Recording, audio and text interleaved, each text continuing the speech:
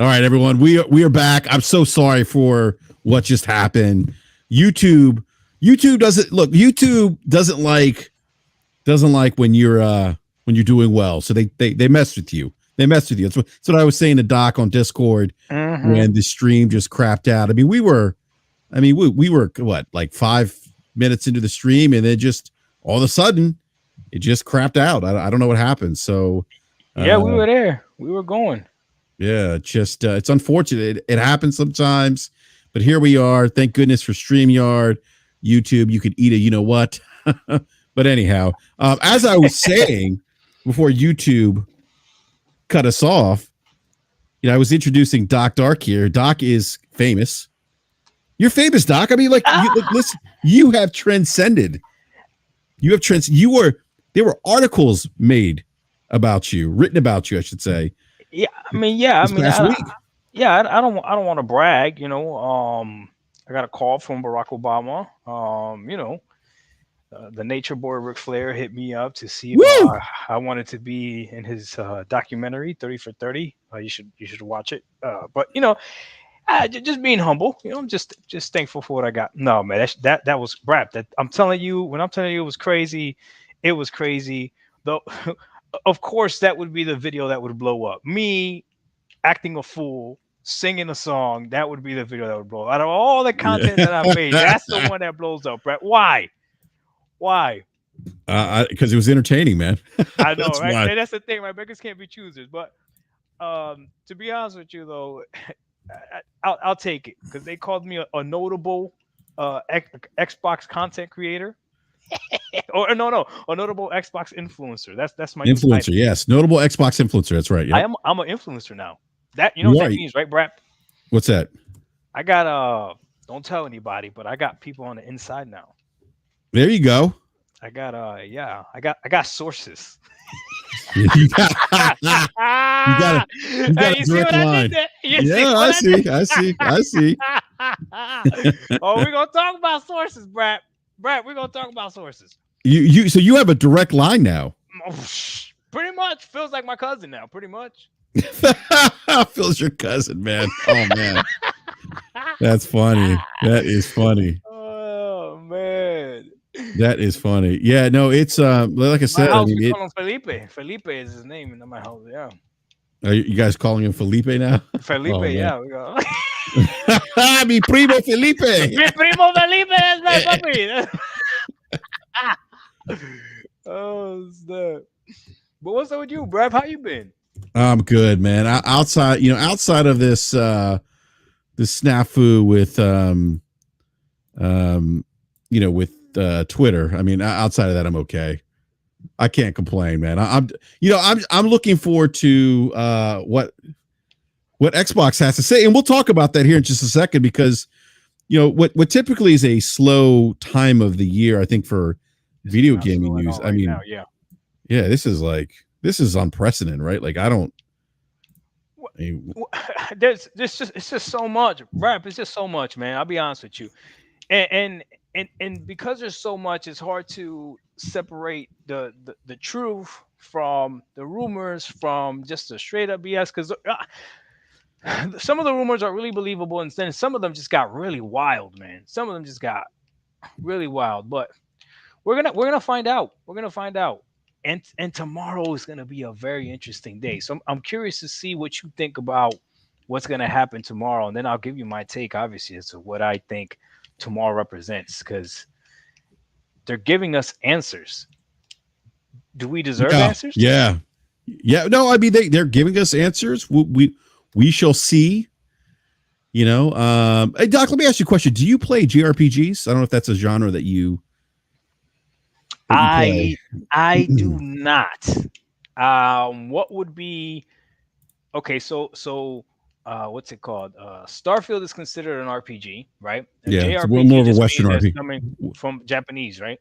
Yeah, so like a Final Fantasy would be a JRPG. More recently, like the Yakuza games might be considered that, or would be considered. Are they really? Okay, yeah, so I tried the Yakuzas. I really didn't like them too much. What about what's that other game? Persona, is that considered a JRPG? Yes, absolutely. Persona is a JRPG. Yes. Okay, I got to give that a shot. The only thing that scares me about Persona is that people tell me that it's gonna take me 120 hours to beat, and Well, I'm not a huge fan of. Is that true? Are they really long games? the Persona 5 is, I don't recall how long Persona 4 Golden is. Persona 3 is about, I think it's about 50 to 60 hours to, Damn, yeah, to complete the story. damn. Yeah. So it's not, I mean, I don't think that's too bad. I mean, okay, I'm getting close to about 400 hours in Baldur's Gate 3. So, Oh yes, you've been loving that game though, oh right? yeah, it's You've been saying that incredible. that game is phenomenal, right? Oh yeah, yeah, it's incredible. It is one of the best games I've ever played. And Doc, I'm 400 old. I've been hours. gaming a long time, sir. Wait. Hold on. 400 Yeah, hours. That means you beat the game and you're replaying it, right? exactly. Very nice. Different outcomes. Yes, Does it really matter? yes, Oh, yeah. okay. This game is one of the best written games that I've ever played, experienced. The Damn. the characters, the amount of depth that these characters have is just, I mean, I just can't think of a game, maybe outside of, maybe Mass Effect would be the one game I could point to where it had unique characters that had very like interesting uh backgrounds, Yeah. and and the voice acting was just incredible. I mean, that's probably the like, if I'm to think about, like, if I think about like the games that I played that had memorable characters that had Yeah. great stories, Yeah. that would That's be the one of game. those games. Mass Effect, yeah. Now, Yeah. Brad, Yes. there's Baldur's Gate 3. Do I need to play Baldur's Gate 1 and 2 first? No, you do not. Okay. Yeah, I'm telling you, and the character like your characters, your subclasses too, your Yeah. characters, the character that you pick and the character subclass impacts the game too, like the experience. Like, you'll have different story arcs, different cutscenes, different interactions with certain NPCs depending on the character or subclass you have. What about I see somebody in the chat mentioned Fallout. So is Fallout considered just a regular RPG or is that also a Yeah, JR? that's a Western RPG. Yeah, so anything like, typically Bethesda, BioWare, we kind of categorize those as Western RPGs. And JRPGs are going to be the things like some of the games you mentioned, games from like Sega or Square Enix, Okay. Falcom, And it's a general consensus Atlas. usually that JRPGs are better, right? No, I don't think there's a consensus per se. I look, it goes, this, Doc. It goes back to choice. Yeah. It's what people prefer. It's purely subjective. I enjoy both genres. And I bring up JRPGs because we found out that Grand Blue Fantasy Relink, Infinite Wealth, and Persona 3 have sold about 1 million copies, and that's great. It's great to see JRPGs getting that kind of love, and selling well. Persona 3 is kind of encouraging to see that game has sold what it has, and Grand Blue Fantasy being the other one, Relink. So, I thought those games usually do pretty well though. Aren't those like fan favorite? um, I'd have to go back and look at the numbers. Especially Persona. Yeah, well, Persona did well. Persona 5 did well. Okay. But for me, it's just that JRPGs, we've had 3 JRPGs released, so with the first 2 months of the new year, and they're doing well. And it's just great for gaming. I think variety, different types of games. What do I'm you a think fan about of that. Final Fantasy? Which one? Final Fantasy 7? Yeah. Rebirth? Yeah. Oh, look, I'm going to admit this, Doc. I am heavily biased, so my opinion on Final Fantasy 7 is going to be a little skewed here because there's a lot of nostalgia for me with Final Fantasy 7. Like, that was one of those. There's like 2 games that really stand out to me on the PlayStation 1 generation.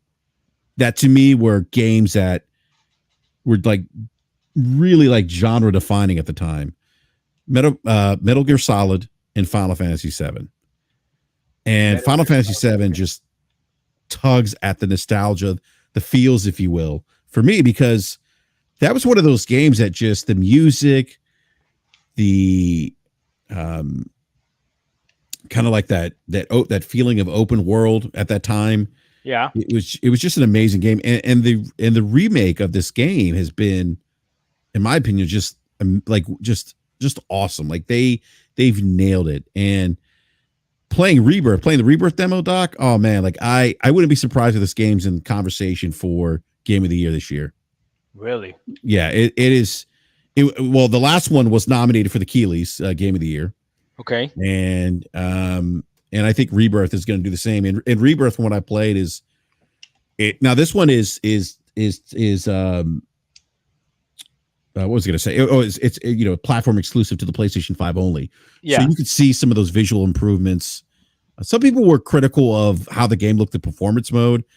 I thought it looked good, but some people were voicing some displeasure on how it looked. They said like their objects look shiny at times, or pretty harsh with it.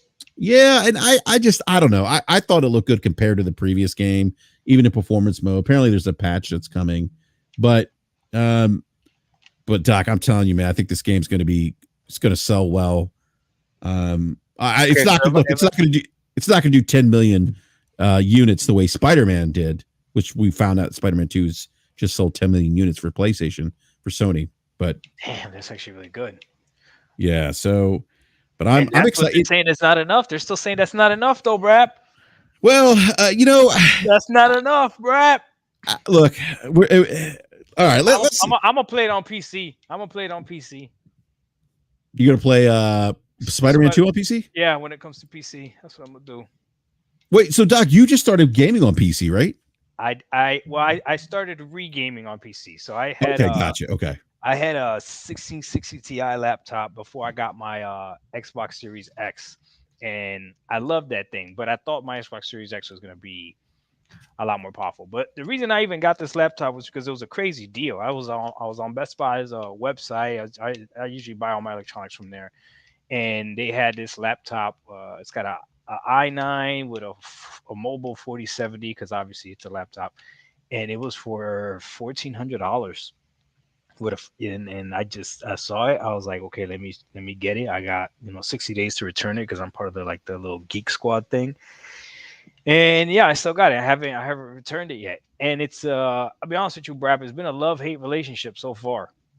I keep saying the same thing. It's like when I'm in the games, there's nothing that competes with it when I'm in the game. It's just getting into the game. That's the problem. A lot of people try to make it seem a lot simpler than it is. And maybe I am over exaggerating it. Maybe, I don't know. But I know when I turn on my PlayStation or I turn on my Xbox, I know it's going to turn on. If it doesn't turn on or something's wrong, I'm really confused. And I know that the game's going to launch. It's not going to be a question. It's going to launch the same way that it launched last time. Sometimes I got to update audio drivers. Sometimes I got to update graphics drivers. Sometimes I got to update Windows. Sometimes just something weird. The thing won't launch, and I don't know what the heck is going on. And it's never 100% consistent. But once I'm in the game, then yeah, there's nothing that compares to it. So that's the issue that I'm having right now. And I have a few friends that have PCs, especially my boy ISO Motion Gaming. Shout out to him.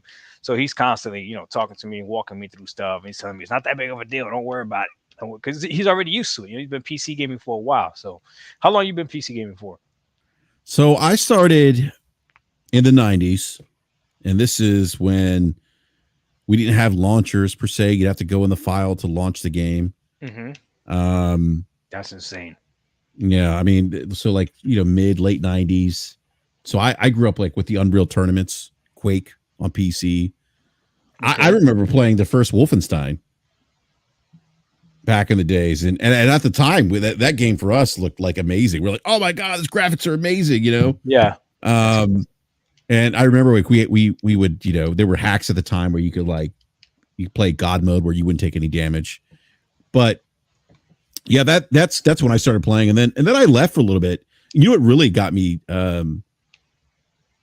away from PC was the original Xbox. And really? Oh yeah, it did. Because it was like a PC under your TV, more or less. Had the built-in hard drive. Remember at that time, Doc, consoles didn't have built-in hard drives. Had an Intel processor. Doc. I don't want to see Microsoft leave the hardware space, because they look, not for nothing, they've done some very good things for the industry. I know people are always like, "Brap, you hate on play, you hate on Xbox all the time." No, I don't. My my my thoughts on Xbox, my feelings about Xbox, stem from what I call the good days of Xbox. Doc, the Okay. original Xbox, the Yeah. Xbox 360. I listen. There's nothing more that I hear about that. The Xbox 360 days. Everybody keeps telling me about the Xbox 360. There was actually a tweet today that kind of kicked me out of the Xbox community. Somebody said, it was taking traction. I actually retweeted it. Somebody said, if you didn't game on Xbox during the 360 days, you can't be considered a Xbox or whatever. And I'm like, wait a minute. I said, wait a minute. I'm a notable Xbox influencer. What do you Yeah, mean? you're noble now. Yeah, you can't be excluded from that What do conversation. you mean? How you gonna exclude me, right? Yeah. And then D-Batch liked it, right? And I was like, damn, D-Batch, that actually hurts my feelings. And he goes, D-Batch was like, go ahead, explain yourself or whatever. I said, why I did it. And I told him the truth. I was just a little bit more less fortunate during that time. I was in the same situation that I am now. So if I had to pick one console during that time, it happened to be the PS3, and I picked it even later in the cycle. I got the PS3 when it came with the Uncharted 2 bundle, I think it Oh, I was. remember that. Yeah. Yeah, yeah. So that's when I Mhm. actually got the PS3. So, I was honest with him, and I told him why. He was like, "Oh, okay, that's understandable." Whatever. I was like, "Yeah, Mhm. some people just get into gaming in different times, and it is what it is." But you mentioned something, Rap, that now I got to ask you, where, if I can I ask a twofold question? Sure, go ahead.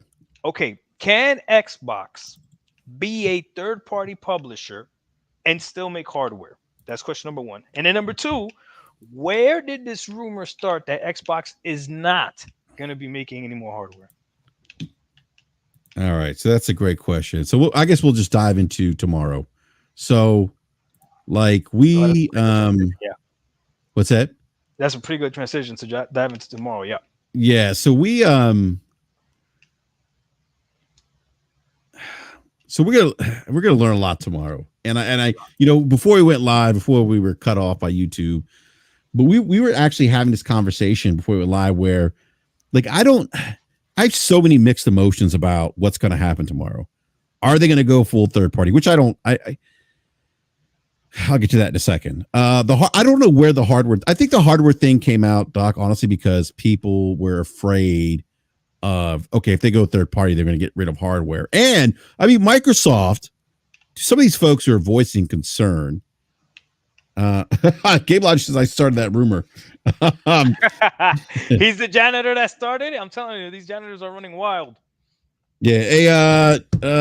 Actually, Logic, I sent you the link. I DM'd you the link to the StreamYards. Let me send it to you again. Let me send you the link. Yeah, so Logic, I'm going to DM you the link again. I just sent it to you again to join the StreamYard. Bring Logic in here. Yeah, and I see the rest of my brat brethren, Slimo. They're playing Helldivers 2 right now. On PC or playing on PlayStation?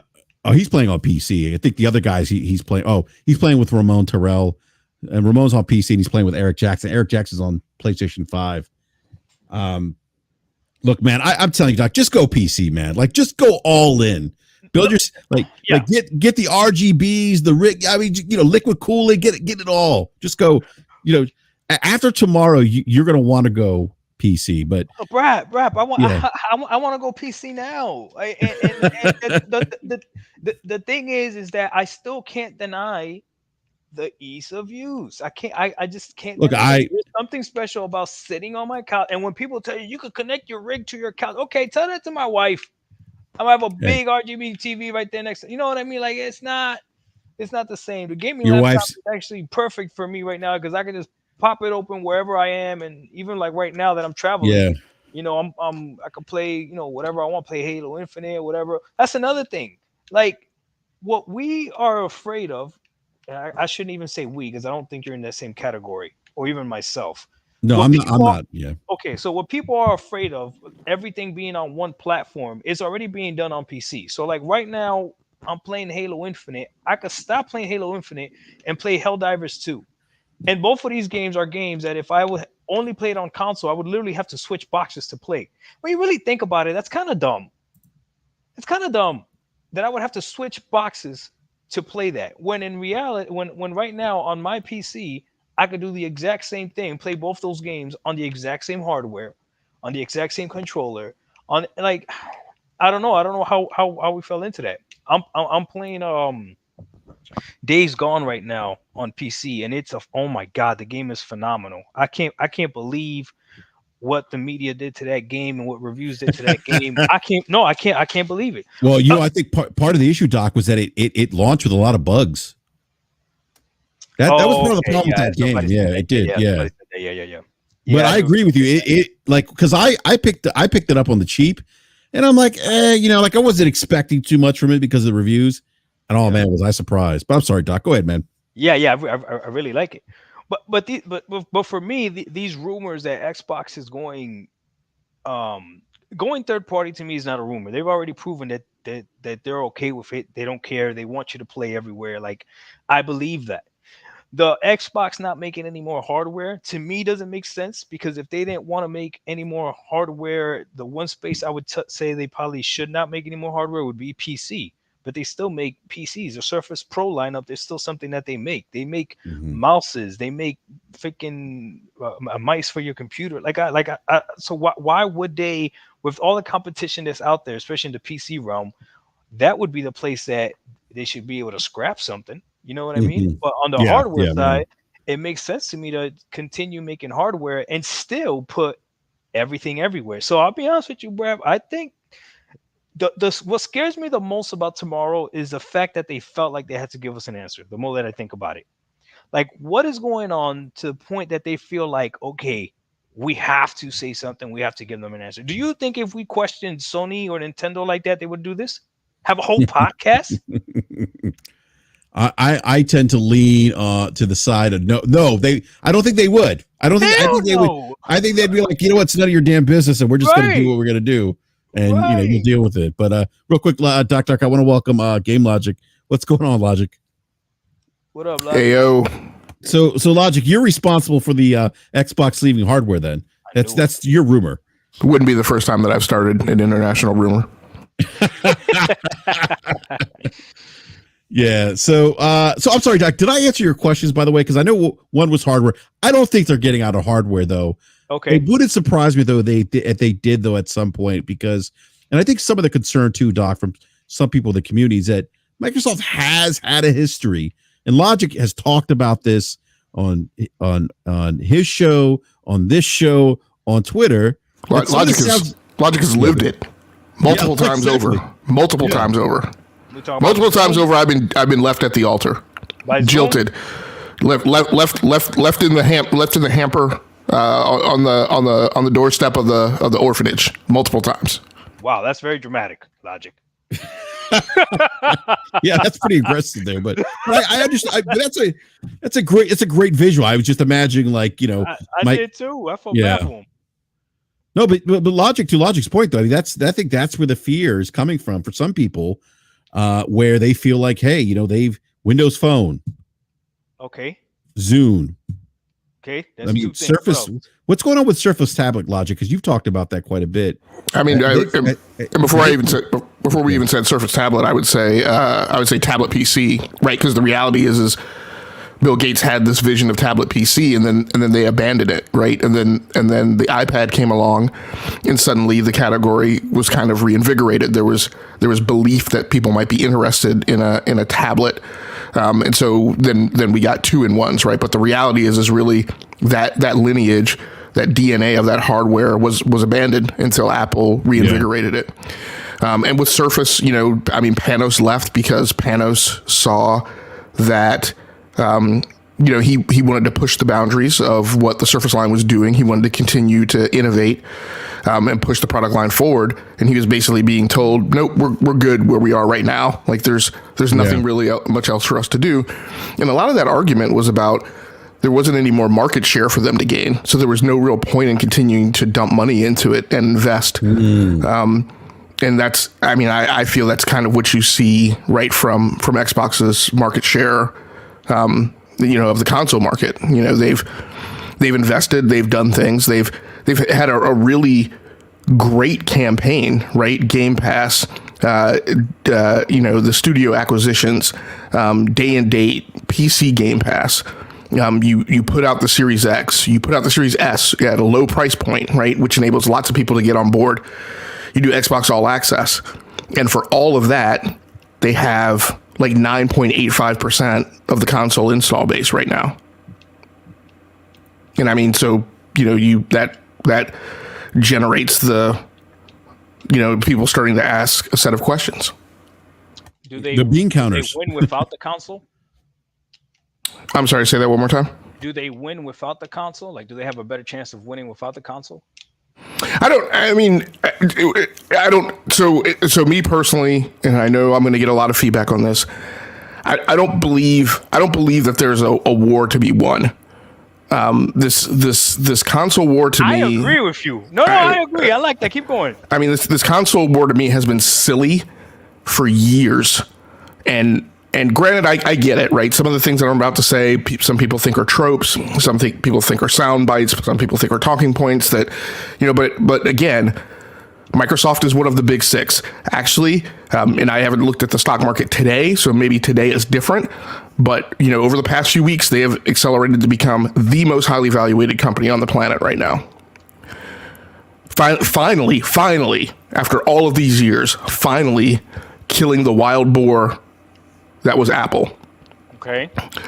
And so, again, Satya does not go to sleep worrying about PlayStation, a $115 billion or so company, when he's a $3 trillion company. I guarantee you that is not Satya's problem. Satya's problem is Amazon, Google, Nvidia. Well, they mentioned it. Facebook, Meta. So those just aren't his problems. Those are. I mean, those are S&P 500 problems, right? That's not. They're not. I like that. They're not $1 trillion problems. So, I mean, in my mind, despite what everybody says, despite all the energy and vigor that people pour into it, I'll still stand on my basis that the notion of the competition and the war, yes, at the market level, at the micro level, sure, right, there's some shouldering that needs to be done, but the grand plan and the cow that needs to be fed is really about competing with the multi-trillion-dollar companies. I don't think I don't think Satya gives a shit about PlayStation and Nintendo, really. Now, I mean, there's notions that the gaming business, that there are some synergies, that it feeds other components. You go back to one of the interviews that I dug up from Sarah back in January of 2022, actually before they announced the intention to buy Activision. And she talks about, another thing that I've talked about quite often, which is that, I often talk about it from the hardware perspective, like NVIDIA is not building GPUs because gamers need them, right? NVIDIA builds GPUs so that they can platform off of that technology to build things that they sell for millions of dollars, right? You think we complain about how much a 4090 costs? You have any idea how much, NVIDIA sells GPUs for that are used for AI and ML, right? That go in these data centers? Like tens of thousands of dollars a pop, And when people buy these things, they don't buy one GPU, right, for AI/ML. Yeah, right. So you're talking about fulfilling an order of those, and you're talking about copping $500,000, right? $500,000, right, per order. So, what Sarah Bond talked about was that, hey, look, when we go out and we solve problems, gaming is incredibly complex, and when we solve a gaming problem. I think this will ring true for, gosh dang it, what is the novel by Orson Scott Card? They just made a movie of it with Harrison Ford like a few years ago. I can't remember what it's called. But the whole point of it was that these kids went to an academy and they thought they were playing simulations, which were basically video games, but they realized that they were actually fighting the war. But the point is that Ender's Game, thank you. And Roger Goebel feels like it's off topic, but no, it's not off topic. So, just ride along. But Sarah Bond talked about in that interview that when they go out and they solve problems in gaming, that there's a knock-on effect in there. In their technological trickle downs, right? That they can pass on to their other businesses. And so there's multiple points where there's skin in the game for Microsoft to be in the gaming business. But at the end of the day, it's not about, out competing PlayStation. It's about really taking on these multi-trillion-dollar companies. And when gaming is an adjacency that helps with that, that's great. But, do they need to build consoles? Again, does building consoles help them compete in some way? Is there some knock-on effect with, to help them compete against the multi-trillion-dollar companies? Then they'll stay in it. If there's a reason for it to be boutique, like the Surface line is, right? It fulfills some strategic fulcrum point, then yeah, they'll stick with it. But by the same token, I go back again, I kind of always draw these lines back to Windows Phone. And yes, Satya says that was a mistake before. And he's probably reeling from that a little bit now with some of the things they're trying to do in mobile. Man, it would have been sure nice to have your own platform, right, to do those things with. Yeah. With Apple locking everyone out. Amazing right now. Yeah. But again, for them to have overcome and really gained a foothold in the phone business would have taken a crap ton more investment than they were even already pouring into it, right? They had already acquired Nokia. They had already made pushes. They were already selling. They were already, giving vendors preferential treatment and better revenue share than those carriers were getting from Apple. But at the end of the day, that Verizon representative in the store, he wasn't, you walk in the store, he wasn't showing you a Windows Phone, right? No. He was showing you an iPhone, and his second choice was he was showing you a Nexus, right? Or an Android phone. Yep. So, if there's reasons for them to stick there, sure, absolutely. But at the end of the day, what Satya always said during the Windows Phone era was, I want my software to be where the users are. So, yeah. And you see that's why, like, I believe when they say it and it makes sense, right? So like when Phil's the one that first said we're not competing against Sony or Nintendo, we're competing against Google and Amazon. And it's like, I remember when I first heard it, I didn't understand, like, what are you talking about? They're not even in gaming. Well, he's thinking from a completely different perspective. And if you don't see Sony or Nintendo as your competitor, why would you not put your games on their platform? Like, so, you know what I mean? So that to me makes sense. So that rumor to me makes sense. The whole stopping making hardware, though, I have no idea where that came from. And that rumor doesn't make sense. Now, you mentioned the phone and you mentioned Zoom as well. So I guess those are two products that completely failed. But let me see, how do I say this as smartly as I can? I know that we live in a culture where third place is failing. Okay.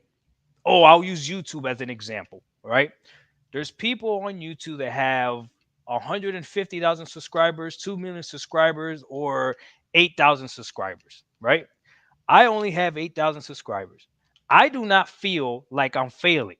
If I was to look at people that have 150 million subscribers or 1.2 million subscribers on YouTube, and I'd be like, oh, you know what? I quit because they have way more subscribers than I do.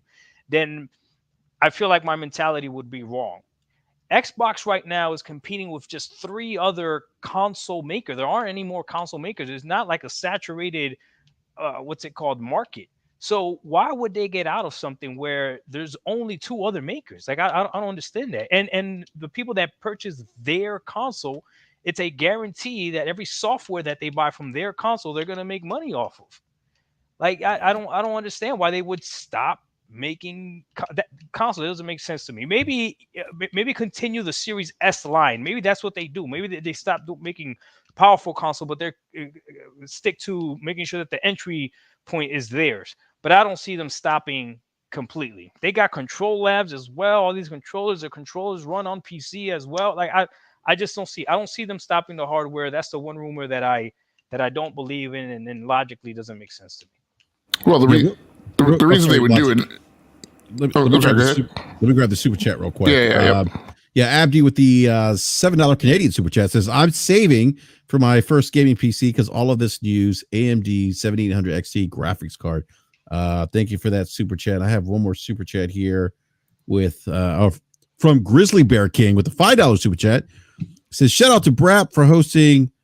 What did you say? Portobello, aka off-brand Puerto Pebble. He's calling him Little Puerto Rock. Disrespectful. Puerto Pebble. Oh, okay. I thought it was something. Why you gotta keep saying it? Why you gotta keep saying it, Brap? We heard it the first time. Well, I got to read the super chat. Now I got to start again, Doc. Oh, we shout out to Brad from again. Don't read it again. Shout out. It was only $10. He's gonna pay more if he wants you to read it again. What are we talking about here? 3 times. Porter Pebble, aka Porter Rock. God damn it. Hey, Doc. Look, not for nothing. You are a. What did the article describe? I'm bigger than him. He's older, but I'm actually bigger than him. Yeah, but what are you described as again? I'm a boulder. No, you're an influencer. How do they describe you in the article again? I'm a notable. You better put notable in front of it. Notable. I'm a notable Xbox influencer. Okay. Oh man. That sang for 3 minutes. That's what they. Yeah. Let me grab one more super chat here from Buck with the $10. My video. I got an album coming out. Yeah. Buck with the $10 super chat. Years ago, we all acknowledged, Phil admitted publicly, Microsoft wanted Game Pass on PlayStation. That meant all Xbox games would have been on PlayStation 5 day one if Sony allowed it. So why the outrage now if Xbox games are sold on PS5? Thank you for that super chat, Buck. Go ahead, Logic. So, Doc, I think the question to you is for your question. Yeah, sorry, the answer to your question, not the question to your answer. We're not playing Jeopardy. The answer to your question is, it's a matter of juice for the squeeze, right? I hear what you're saying, right? But these are some of the metrics that I think would have to be weighed. And again, this isn't I don't care if Microsoft. I mean, let me hold off on that. You're about to say, no, say it now. No.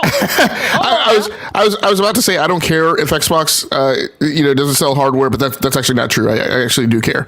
But I mean, it's a matter of this, right? Like, so they're so first of all, there's R&D, right? So there's a significant cost that Xbox invests every 5 to 7 years, or off cycle from the launches, right, for conducting the R&D for the next Xbox thing, right? There's money that they pay out to AMD to support that R&D, right? For AMD to go off and do its own research to figure out how they're going to get down to the lowest nanometer chip that they can, what fab process they're going to use, what instruction sets they're going to make it for, what deviation from their mainline APUs are they going to make in the way that provides Xbox the power that it needs, but also is cost efficient for them. So there's lots of money that gets spooled up, around, putting this thing out. That's investment. Then they start selling it, and they start selling it at a loss. I think the fact I pulled last night was, I think it was as late as December 2022, I think was the date. I'll have to go back and look at my notes, but Xbox reported as late as then, 2 years right after they'd been selling the console, that they were still selling the Series X at a $200 loss. So, and they're not selling consoles in a way that's allowing them to gain market share. So this is where you start getting some cantilevers, right? Some counters, right? You make this strategy of doing Game Pass. You then put out a Series S, which you would think between those things, right? And then the third tentpole, right? This thing that eats monsters for breakfast, right? So you would think that would allow you. I mean, somebody asked us a couple episodes ago. Somebody said, were you guys just expecting Xbox to fail, or were you guys expecting? I mean, and my thing was, no, I was expecting Xbox to be in the fight. I wasn't expecting them to be getting outsold 2-1. I expected them to be somewhere within 5 to 10 million unit sales, right, of PlayStation. I expected them to be maybe not quite nipping at their heels, but I expected them to be in the ball game, right? And right now they're not really in the ball game, right? When you look at console sales, so you're making all this effort and you're not gaining market share. Your hardware sale numbers are actually dwindling, right, from your pandemic highs. So then the things that you say, well, every console they sell, right, is potential software sales. Yes, but your numbers are dwindling, right? Like I said, you're 9.85% of the console install base. The number of people that you can sell to, there's an argument that it's hitting a tip over point, or is perhaps beyond it, where now the investment that you're making for game development, on top of that, isn't hitting your KPIs and OKRs of what you need to have for an install base to really make the whole business model go. Then you're doing Game Pass, which I don't, quite frankly, look, I don't care what anybody says. At the end of the day, to me, I'm still absolutely convinced that it's a loss leader strategy. It's not bearing the cost of the Azure cloud spend, right? That supports it. That's going to start aggravating at some point. If I'm the Azure guy, at some point I start getting irritated, right? I'm bearing the cost for your P&L center. I'm not getting any credit, right? I've got my own objectives to hit. That starts bothering me. Somebody, Falky, I think, made the comment on another podcast I was on with him, I think last Saturday, about what he hears is, now there's a discussion, right, about the number, there's money coming in, and that money can only go to so many projects, right? How much money is going to go to the gaming division? How much money is going to go to the AI guys now, who have gotten hungrier and have an appetite and now have support for that appetite to be fed, right, by the board, by the C-suite, et cetera. So you just have lots of these, variables in the math formula that are starting to add up, that start to ask, hey, the hardware business is actually a negative on our books right now. It's actually dragging, right, the P&L center down. And so the question starts getting asked, well, what would projections start looking like, right, if we offloaded the hardware? Is the hardware really enabling us to sell software and allowing us to not just capture revenue, right, but to actually be profitable, right? Or is it a drain? And I mean, at some point, those questions have to be answered. Is this a conversation you think they're having right now? Because I know people are saying this is off topic, but this is actually gaming. And if you're a console, hey Doc, real quick, Doc, can you turn up your mic just a little bit? Oh, I'm sorry. Can you hear me? Yeah, I can hear you better now. Go ahead, man. Okay, my bad. I forgot I was gonna. Or are these conversations that you think that they're having right now? Because I know somebody in the chat said that this is off topic, but I think that if there's going to be another Xbox, I think that's pretty much on topic. And the leaks came out, right, from the court cases, whatever, showing that there was going to be another Xbox that was going to come out. So are these conversations that you think they're having now about questioning whether hardware should be a thing, or is this something like 20 years down the road? What do you think? I mean, I think they're definitely having a question about what the hardware business is going to be. And whether it is going to be console-centric or platform-centric. And what does that mean? And even if it's console-centric, what does that mean? Right? So we know it's not console-centric. They're already not console-centric. We know that. Well, I wouldn't skate that far out into the field just yet, right? The leak, what we saw from the leak is that the hardware guys, and the thing I keep bringing up about the hardware guys is, a lot of people stand on the statement from Phil that, oh, well, this was just a group running a proposal, up the flagpole. And I'm like, okay, well, here's what we need to understand about executives putting together briefs, right? Going to seek approval. I don't spend my time on a brief or speeding my team up about a brief, running something that I'm going to pass by my C-suite next in line to get my ass chewed and be told no. Right. That's the type of behavior that results in me not being promoted. That's the type of behavior that results in me not being in the succession plan. Right. So I'm going to put together a brief that I think equates to what he's been telling me and messaging to me and telegraphing to me that is the direction that he wants to go. Because that's my job as an executive. My job, right, is to help him or her fulfill the strategy, right, that they're pursuing. So the hardware, what I would contend is that the hardware guys put together a brief that they thought, to the best of their ability, granted, maybe they were wrong, but that they thought was what the GLT wanted, right? And what that brief showed was a box being driven by an ARM processor. And that box was being driven by an ARM processor because the priority was not solely or wasn't entirely driven as much, right, by it sitting on somebody's desk and being a client, but was for it to go into a data center, right, and support Xbox cloud gaming and support other things that they need in the data center from an Xbox perspective. So yes, it may not be client Xbox centric, right, but that box, in whatever, whether it goes in the data center or on somebody's desk, is still a thing that they need ostensibly to drive the business model that they're talking about. Okay. I see. Whether it's a stick or whether it's a box, something that puts you towards their quote unquote platform, whether we're talking cloud or service or whatever. Is that what you mean? Yeah, not so much the stick. My point is that if okay, so what I believe is that their future, right, is platform centric, right, not console client centric. But when I say platform centric, that platform is really a hybridized fabric. Yes. Okay. That consists of 4 different parts, and one of those is the console, right? It's console, it's mobile, it's PC, and it's cloud.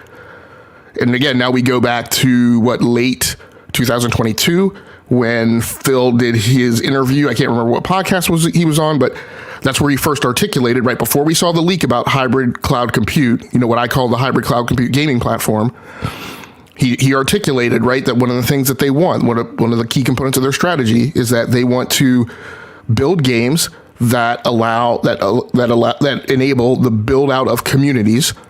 And the way that he wanted those communities composed is he wanted people on console, on mobile, on PC, and in the cloud, and for them to be able to play games at parity so that no one of them would feel like a second-class citizen, right? Yeah. And so what does that mean? What does that mean when you're going out and spending $70 billion to buy Call of Duty, and then you're saying that you're going to peanut butter Call of Duty all over the place?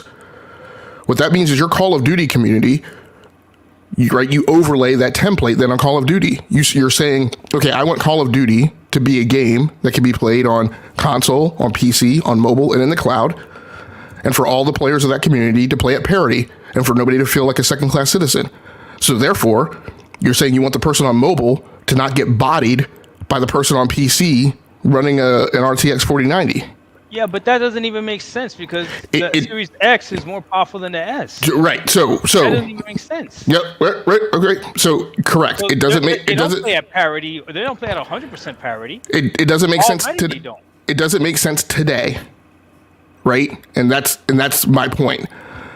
And this is what I said right back in when it was the first time I said this, perhaps late 2022 after that interview. It doesn't make sense today. And what I've said is that it means that in order to make games like that, we have to build games in an entirely different way than they're built now. Okay. Different technologies, different software, different primitives, different engines, different tools. All of that has to change. Where they are built needs to change.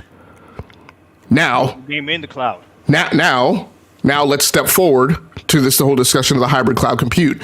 We also intermix that with the Sarah Bond interview, right, of January 2022, where she talks about what Xbox wants is they want to be positioned between the platform owners and the end user and the gamer, and they want to provide tools and an environment where it's capable for people to create, build, deploy, operate, and monetize their games in a way that makes the other participants in that ecosystem to gain greater benefit than the platform owners. What she is talking about, in my mind, is Microsoft building the hybrid cloud compute, what I call the CB-DOM environment, and launching that thing and providing those tools so that, for instance, you go to a publisher, you go to an indie, you go to whomever, and you say, here's a place where you can build your game and you can deploy your game. And it allows you to have reach to the end user, and it provides a marketplace for you to sell your game. And it allows you to operate it and maintain it so that you can do your microtransactions, your DLC, whatever. And you don't have to bear that cost yourself. Microsoft is going to build that for you. This is the mothership fabric now. And it is more important than the Xbox store, more important than the PlayStation store. Or if you want to operate the PlayStation store, you can. You could just federate it, right, with interlinkages to this hybrid cloud fabric. And it may come with some other stipulations, like, hey, anything that you build in here can't be an exclusive. Maybe that's part of the deal with the devil you have to make. Yeah, but this is not something that we're going to see in the near future. So this was back in 2022, and we know from the Sarah Bond interview that there were discussions, right, and I believe engineering effort associated with this thing back in 2022, which probably drives it another year at least to the left. What I've said in the late 2022 timeframe is that this was a thing that we would not see this generation, but we would see probably the capability to launch definitely at the beginning of Generation 10, which I think would be fine for them in terms of their strategy, right? Because then you build out the cloud space, which can be interconnected with this ARM64 box and supported in that manner. You put all those tools and things in place. You seed, right? I'll use the term SDK, but you're really talking about you see the Azure admin console, right, to developers, because now they're going to build their games in this thing. And you have all that stuff in place at the start of the next generation. I agree. I didn't feel at the time, I said, this isn't a thing that we're going to see this generation or mid-generation, but it's definitely a thing that they would be building towards. And it's why I think we're seeing changes in their investment. It's why I think, unfortunately, I'm going to say them laying people off, because the skill sets that they need are different than the skill sets that they have now. That makes sense. Okay. That makes sense. I think tomorrow Phil comes out and he confirms that there's another Xbox coming out. I think that happens tomorrow. I think he comes out and he says the same thing that he's been saying, just a little bit clearer, which is we don't compete against PlayStation and Nintendo, and we want when everybody plays, we all win, and all that other hoopla that he says. So I think there should be no surprise tomorrow if he does announce games going to PlayStation. I don't see that being a problem. What I think would surprise me is if they do change the name of Xbox, which is another rumor that was going around, and if they do go back on day and dates coming on Xbox, which was another rumor that was going around, and if he does say that this is the last Xbox that's going to come out. So even with everything that you just said and you projected logic and you explained that very well, because I'm not even that technical, you were able to dumb it down that I even understood it. I can still see why, which you mentioned, one of the 4 pillars, why a console would still be beneficial to that strategy, right? But with what you said, 2 consoles doesn't make sense. So I don't understand why they made a Series S and an X, right? Maybe they should have just kept with one or the other. But I think tomorrow he comes out and he confirms there's one more console coming out at least, and he's probably gonna reiterate that if everybody plays, we all win. And I think Helldivers is proof of that right now. I think Sony is seeing it. Would Helldivers be as successful as it is if it wasn't on PC as well? I don't know. I don't think it would.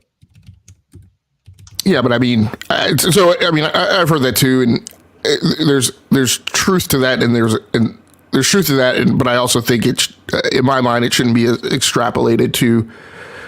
I see a lot of people taking that and running with it and saying, hey, this is the proof that says Sony should put everything right on PC day and date. And I don't believe it proves that at all. I think it proves that, as we've always said, if you're going to do a game as a service game and a game that is inherently linked to a high number player base, because again, I go back to what people have heard me say on the show a bajillion times, right? When new gamers come into the market, they are attracted to the games that have the largest player base. That's what they're interested in playing. They're not interested in playing games that aren't in the zeitgeist because they don't know any better, right? And so what all they know and all they hear is that these games have like a large number of players. So, I mean, for a game as a service game, just as we said, when this whole thing that Jim Ryan said about, they were going to go after games as a service games, which I think he first gave that voice in mid 2022. We've always said, yeah, it makes absolute sense for them to go on PC the same day so that you get the largest number of players that you can and you gain that critical mass that's absolutely necessary to keep a game as a service as a going concern.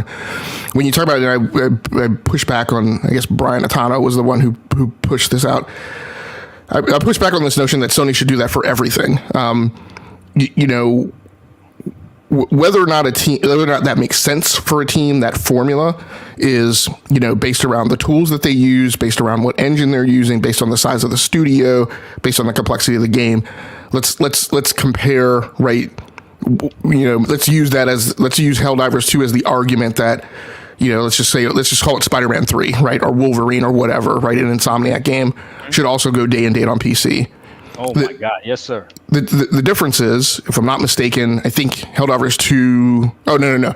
So Helldivers 2 is on this weird one-off engine that is part of the Maya toolset.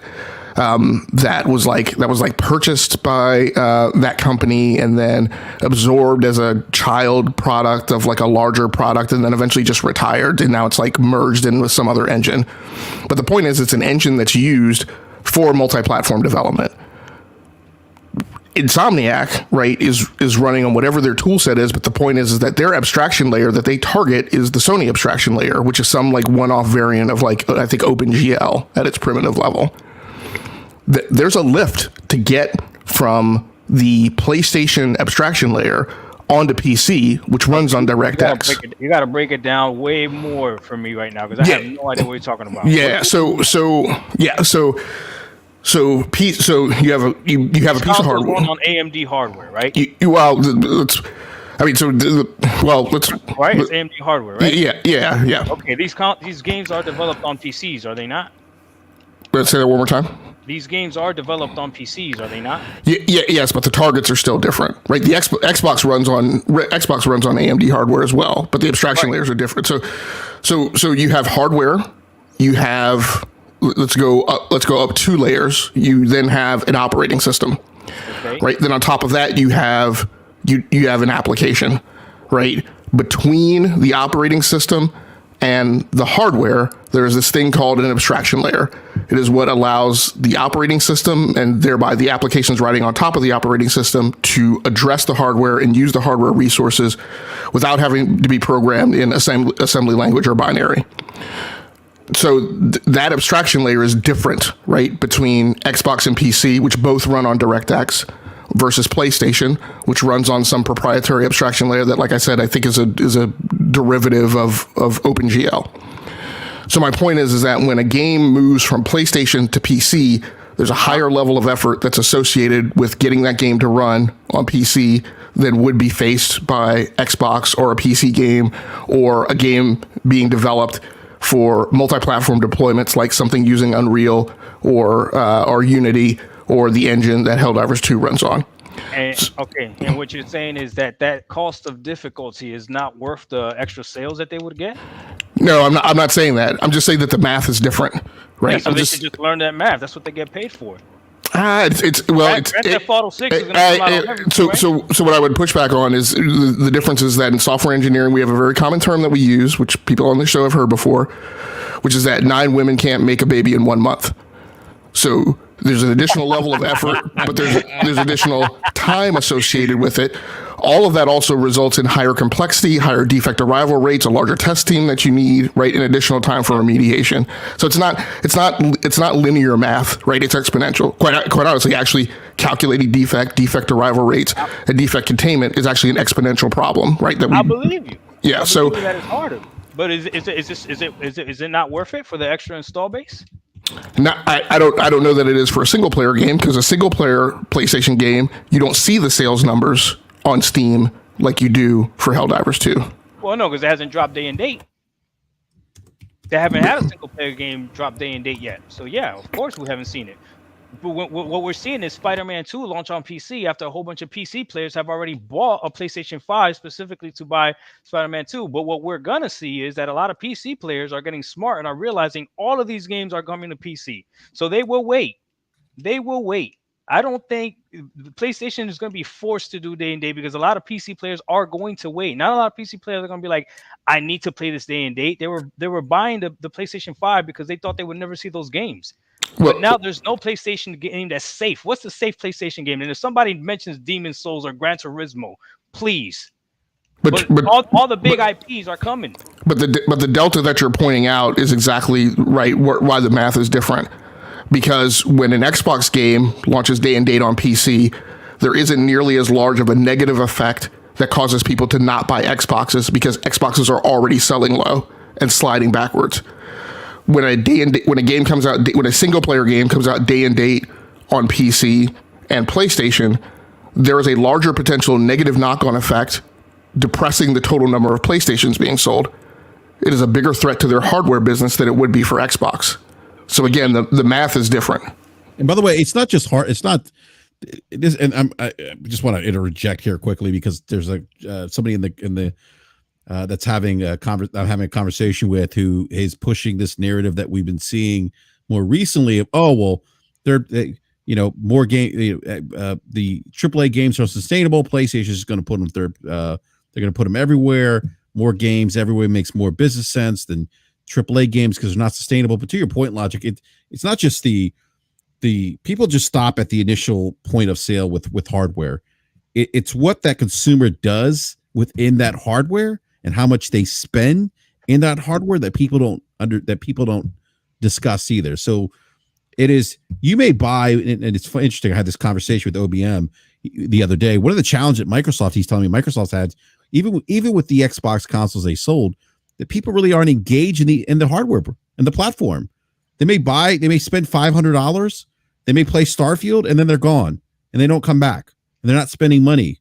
So there's that piece that people don't think about when we talk about buying a PlayStation 5. It's not just buying the console, it's what that consumer does once they own that console. How much money are they spending on the store? How many games are they playing?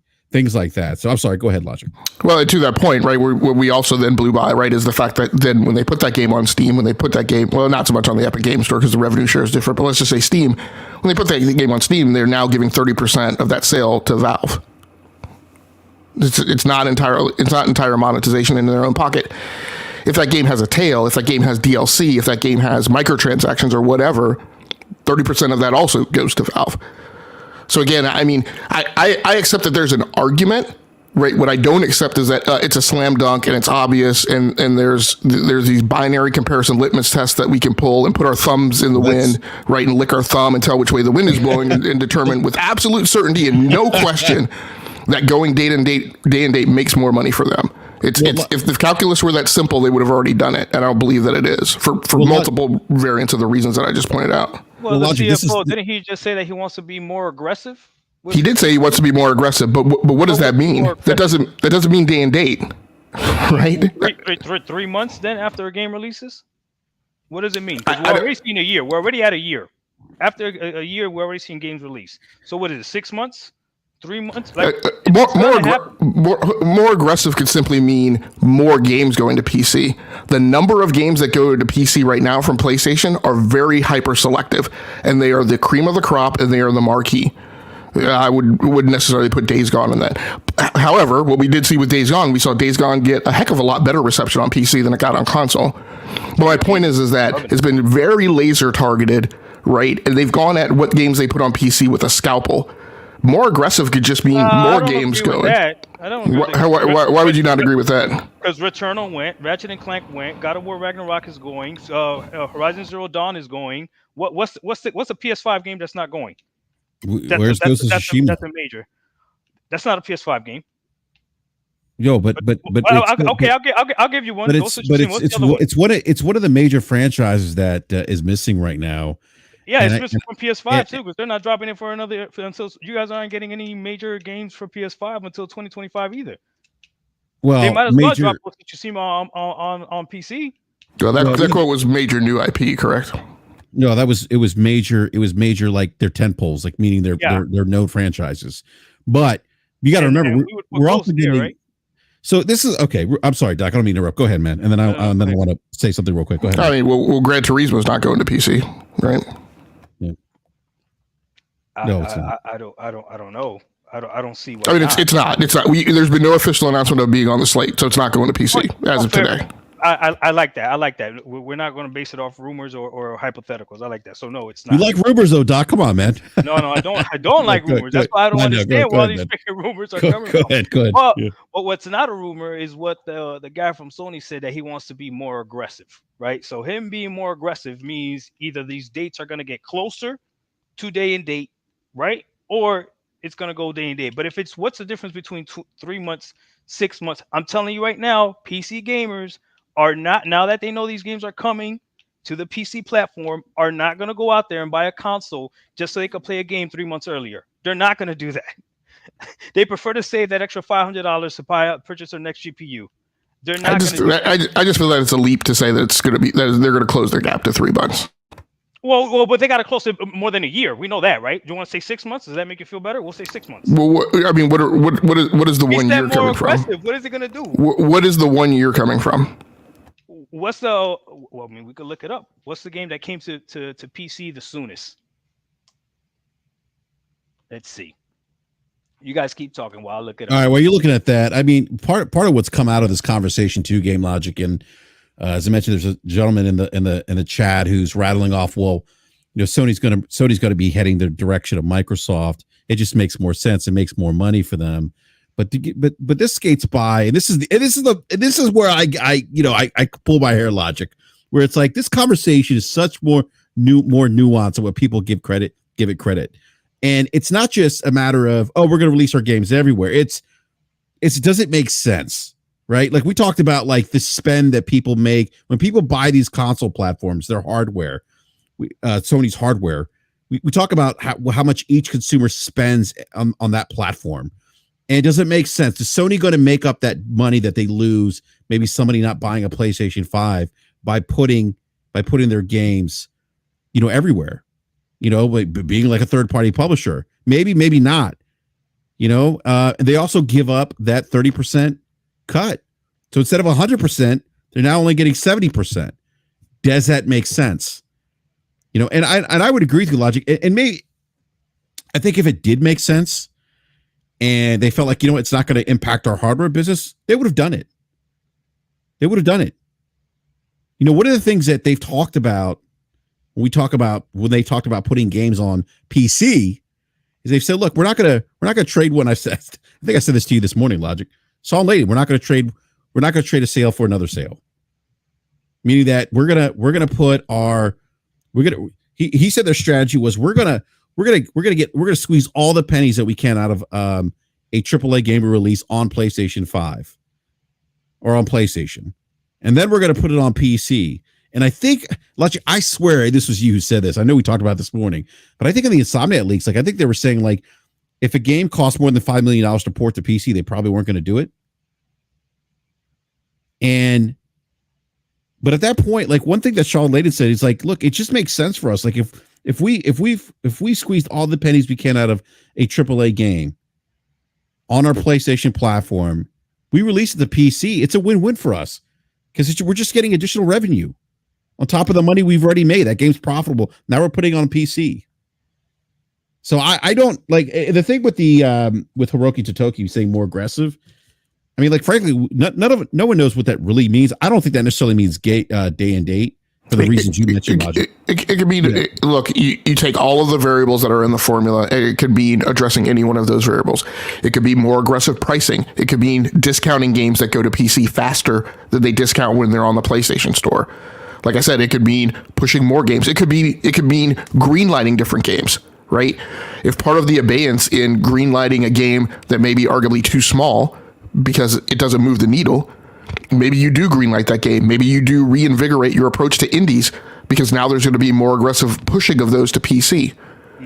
Maybe those smaller games could go to PC within 3 months. Well, but again, I don't think a small game going to PC within 3 months keeps somebody from buying a PlayStation 5. Let's look at the Steam hardware survey, right? And I know that there's some semantic differences in looking at this data, and it doesn't necessarily mean what a lot of people extrapolate that it means. But let's just take it as a for instance. When we talk about sending Spider-Man 2, when we talk about sending God of War Ragnarok, when we talk about sending TLU 2 right to PC, you're not selling those to some PC gamer running a goddamn 1650, right? Or a 1060 or a 2060. You're pushing those games to PC gamers who are running high-end hardware, right? That high-end hardware isn't a large part of the PC gaming market. So you've got a relatively small footprint of an addressable market that you're really going to push these high-end games to, which formulate the bulk of the PlayStation 5 portfolio. So again, I'm just going to say outright, I'm not even going to have the argument anymore. From a financial perspective, from a technical perspective, it is not a slam dunk. It is not a binary assumption. It is not he said this, so they're going to do that. It's way more complex than that, right? And that's why people who are in those positions, who get paid six-figure salaries 3, 4, 5, 6 times over, are in those positions to make those decisions, right? I even castigated Xbox a little bit for running around saying that they were going to put Call of Duty all over these places when they hadn't talked to one engineer who actually has hands on keyboard, right, coding Call of Duty to know what the difficulty and complexity of actually forklifting that game to another platform is going to take. Oh, by the way, that was B Money with the $5 million thing. Thank you, B. Yeah, go ahead, Logic. That they if they wouldn't that if a PC port cost them $5 million, more than $5 million to port over, they wouldn't do it. And that was B Money who said that. For some reason I thought it was Logic, but it was B Money. Well, listen, Logic. I agree with you. We don't have something saying that it's going to be successful. I'm just arguing the other point. We don't have something saying that it's not going to be successful if they do it either. So it looks like the average is 2 years, a year and a half to 2 years. The fastest game that I found is this little indie game, which is funny that you called it. Well, I don't even know if it's an indie game. A game called, I don't know if you guys have heard of this game. I've never heard of it. Everybody's Gone to Rapture. Have you heard of that game? Yeah, that game. That's an old game. That's an older game. Yeah. So that was a PS4 game for the PS4 that came out in 2015, and then they ported it to PC in 2016. So 2015 it was there, and then 2016. But it looks like 2015. But it looks like a year and a half to 2 years is what they're at right now for porting these games. So I don't know. You guys tell me. Well, PC gamers, are you? What's an exclusive that you're like? Okay, I have to buy a PS5 to play this game, single player. Is there one? Or the fact I could rattle off a handful. Well, I mean, for me, look, and I primarily game on PC. The reason I own a PlayStation 5 is for their exclusives. Like Final Fantasy VII Rebirth is coming out end of this month in 2 weeks. The God of War series, The Last of Us. There's obviously Demon Souls with the remake. Housemark, any game from Housemark. Really, if I'm being frank, the stuff from their other first party studios. So you're not waiting for it to come to PC. You're playing it on PlayStation. And when they do the same thing with a PS6, you would buy a PS6. Yeah. I'm not going to wait. I don't want to wait. I just don't. Okay. Yeah, I'm not one of those consumers that's going to say, "Oh, you know what? This game might come on PC or might get ported over to PC, and I'll just wait." I don't want to do that. I mean, I literally that's why I own majority or minority in that sense. Oh, I don't know. I can't say. I mean, I know other people that primarily game on PC that the only console they own is a PlayStation 5 for that reason. But I mean, I don't know if that's the majority of PC gamers. I mean. I'd have to go back and look. I have to go back and look at the number. There was a number that came out a couple of years ago where less than a third, maybe 25% of console gamers owned consoles. And I think that number was even less for PC gamers. I would say own consoles, multiple consoles, not a console. So like 25% of console gamers own more than one console. And I think that number is even less for PC gamers who actually own a console. But if they were going to own a console, it's probably going to be a Nintendo or PS5 because if you have this idea people get and I get the argument where if you put your games there where you make more money, but I think it's a little more complex than that for the reasons I just mentioned earlier. When you get those people in your ecosystem, they're spending money in your ecosystem, they're buying 4 or 5 games. I mean, Big Money talked about the leaks that came out. One of the reasons why Sony was concerned about losing COD was because of that 30% cut that they get. And they were making a lot of money just off of 30%. And that's what I talk about. When people get into that ecosystem and buy that PlayStation 5 hardware, and each consumer I would say it's like it probably represents a different dollar value because I don't think every consumer spends equal. Obviously I don't think every consumer spends the equal amount of money on PlayStation or Xbox. You're going to have some people that are going to spend more money in the PlayStation 5 ecosystem than, let's say you, Doc. I mean, they may call you, Pebble. Don't do it.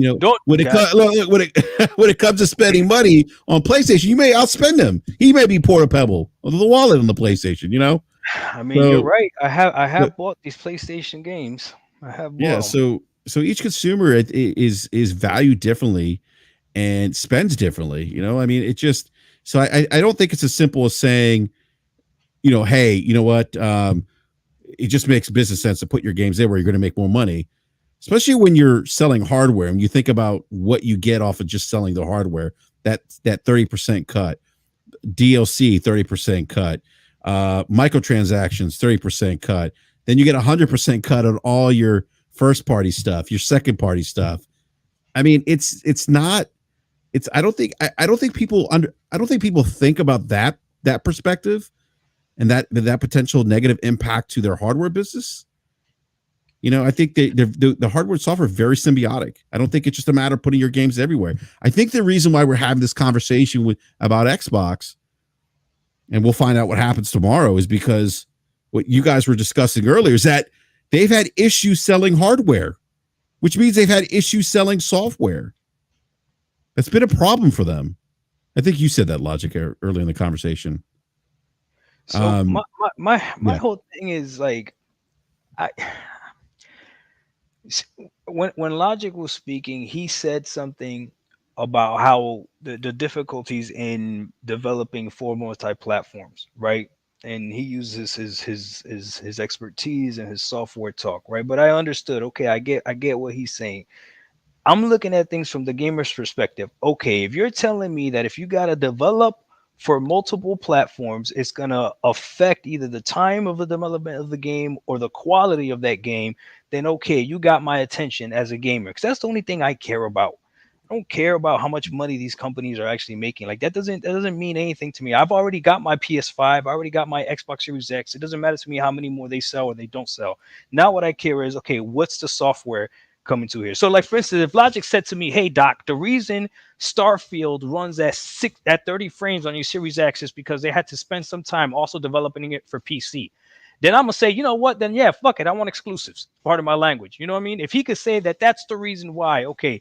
If you can pinpoint that the reason Starfield runs at 30 frames per second on Series X is because they had to develop it for the Series S, then no, I want it exclusive to the Series X, right? Then okay, now you're affecting me as a gamer. But what I know is I've seen games that are multi-plat that run on PC, console, and everything, and run at 60 and look great. And some of the best games made are not exclusive. They're not just all exclusive. So that's why, to me, I don't understand why day and date wouldn't make sense to Sony from the gamer's perspective. Maybe from the business sense, yeah, I get it, but I don't know.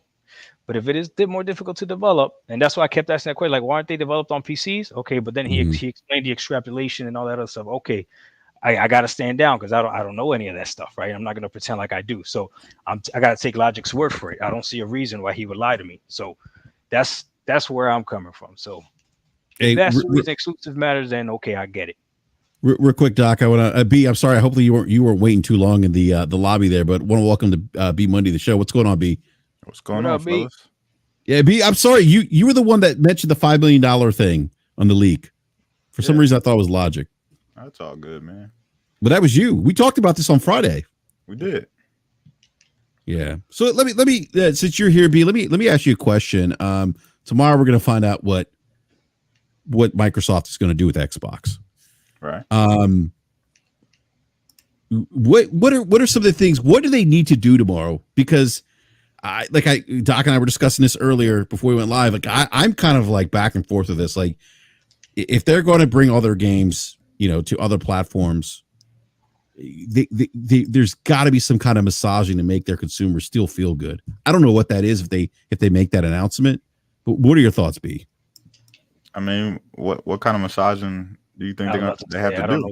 I don't know, man. Like, maybe they still have game, like they still like game, like, hey, you know what? Yeah, these games are gonna go third party, but you know what? They're gonna cost $70 there. We have this thing called Game Pass. You can get day and date. Yeah, I mean, of course they're gonna say that because that's still gonna be true. But what they don't realize is people don't care about that.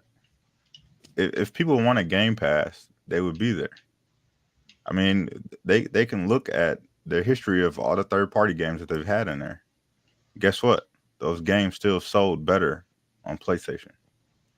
It wasn't like people just ran over there to hop in Game Pass to get Persona or to get Outriders or any other third-party games that they had in there because people didn't have to pay for them. You could hop in with a subscription. We didn't see this huge increase of subscribers to Game Pass. They haven't announced numbers in almost 2 years. Yeah. So how do we know what their increase is if they haven't announced numbers? We know it's not makes no good because sense. they haven't said anything. No, they haven't said anything for years, bro. What are you talking about? They Exactly. haven't said anything for years. Yeah. That's how we know it's not good. And Oh we my see God. and we see Matt Piscatella come out and say that subscriptions have flatlined. So we know that Who said that? Matt Piscatella from MPD, Turkana, has said that subscriptions have flatlined. To what? What's their subscription at? The last numbers that we heard was what, 25 million? Oh, so it's flatline from 25 million? So what Matt said was that subscription services in the gaming industry have plateaued. Right. They're not growing. What? Right. To what? I know what that You're means. just saying they've plateaued. They're not growing. Right. So what? So what is it at right now? What is it at? So some analysts are speculating that Microsoft is probably about 30 million, 35 million Game Pass subscribers. Some analysts. What analysts? Ampere being one of them. There was another one. These people don't know. You guys just mentioned that Microsoft is not releasing numbers. They don't know, and it's okay to say we don't know. Okay, it's okay to say we don't know. Why haven't they released the numbers then? Have they released numbers from the Xbox One? You know what? Didn't they stop releasing numbers during the Xbox One era? So they haven't even released them since then. So what are you talking about? They stopped releasing numbers on the Xbox One because they were being outsold 2-1. They were reporting. Let's put it in the right framework, right? Let's not obfuscate and run away from the argument. Microsoft has changed what metric they report as an indication of success multiple times since 2013. They were reporting console sales and they stopped. And then they started attaching success to numbers of games with gold subscribers. Then when Game Pass launched, then they shifted to Game Pass. Now they've shifted to MAU when they stopped reporting that number, right? So they've constantly shifted. And again, all the companies do this, right, to a certain extent. However, there are other things that they comment on that are indicators of success. Apple stopped reporting iPhone numbers. But they do report iPhone revenue, and they do report the money that's attributable to that P&L center. So you have an idea of how it's doing successfully. Microsoft themselves didn't report Azure numbers for a long time. Why? Because they were investing in it, and it was a loss leader strategy to get them to number 2 in the cloud space. However, they were reporting other metrics that let you know that they were gaining market share, and they were being successful in Azure. So when there's just complete silence, that is not a good indicator. We don't need to say that they're not reporting it so that we don't know. No. That is exactly what it is. You don't know. An indicator means I don't know. It means you're assuming. Right? Yeah, we're assuming based on other information that we can use to corroborate it. So I mean that's fine. I mean so yeah. Hey. Game Pass subscriptions are running away. That's why Xbox is so successful, and they're announcing a strategy change tomorrow. You don't got to get upset. You don't got to do that. I'm not upset, Doc. But your argument that you're making is just quite frankly ridiculous. They haven't reported numbers since January of 2022 because, as Matt Piscatella said, subscription rates have flatlined across the industry. They are pivoting and changing their strategy, and they have made transitions over the last 2 years because things that they are doing have not allowed them to gain greater market share. Because we know that they have only sold 27 million consoles, roughly. So Doc. Wait. What? Oh my Lord Jesus Christ! How do you know how many? No, they've sold roughly 27 million. Okay, and how do you know that? And we know that. You don't have to call for the Lord's name. I'm right here. I'll tell you how we know. You don't have to call for God to run to church. I'm right here. It's Ash Wednesday. I'm going to give you the gospel right now. Out of here, bro. But go ahead. Because Take-Two just had their earnings report. They reported that they're seeing 77 million Gen 9 consoles in the space, and we know that Sony has sold roughly 50 million. Well, that's beautiful. So you see how you could figure that out? How come you can't figure out how many subscribers are on Game Pass then? B just told you that number is roughly 30 million, Doc. Doc, here's how we get to that number. All right. Last Xbox Game Pass report, 25 million subscribers worldwide as of January 2022. It's the last time to disclose that.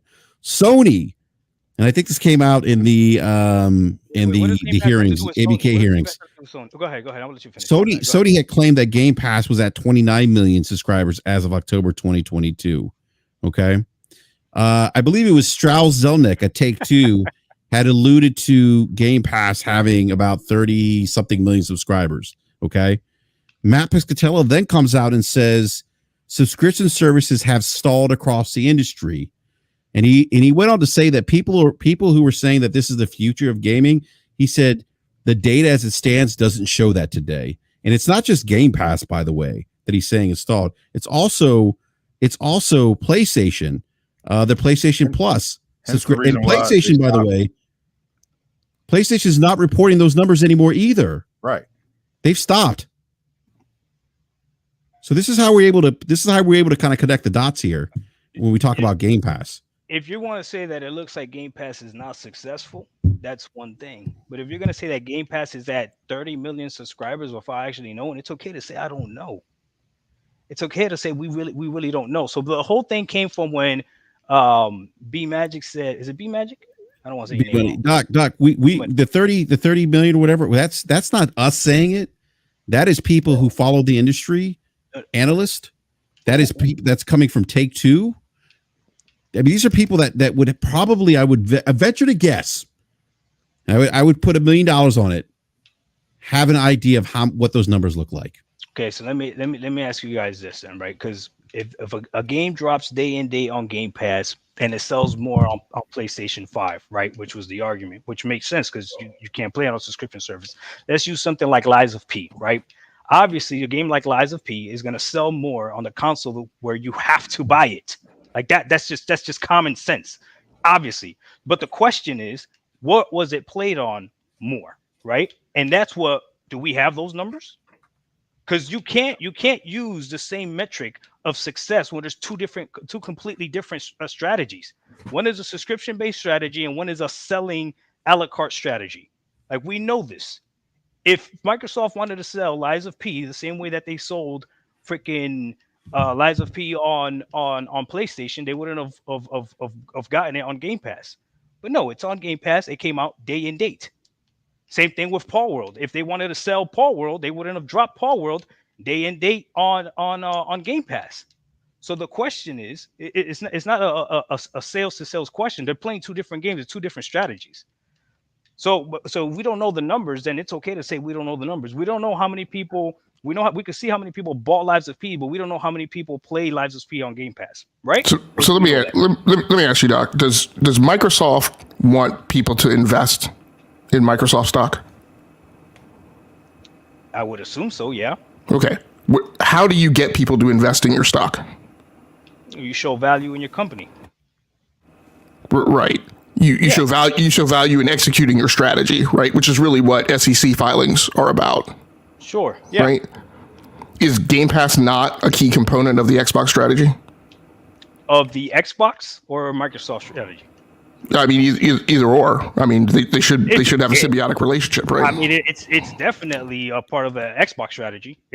I would argue Sony strategy they got right now. So, yeah. So if it's a key component of their strategy, if Satya's bonus structure was tied to Game Pass, and being successful at executing your strategy is a key thing that you need in order to encourage investment in your stock, why would Xbox no longer report a key KPI that's associated with getting more people to invest more money in their stock? I have no idea. You would have to ask them. Okay, and then the other way that we came by the 30 million number is because if you guys remember, there was the employee who posted that 30 million number on LinkedIn back in September 2023, and then he was forced to take it down. Right. Yeah. He said 35 million. He took it down. Like, immediately took it down. Guys, you guys are giving me one time. Somebody said it stalled at 25. Somebody said it stalled at 29. Somebody said it stalled at 30. No. Now you're saying 35. Which number is it? I mean, which number is it? Which number is it? Let me ask you, because again, you feel I'm getting upset, but this is what bothers me, right? You go off on these tirades, being completely ludicrous about complaining about a 5 million user number range on Game Pass. What we know is that they haven't reported it. I mean, what is the financial impact of 5 million subscribers, Doc?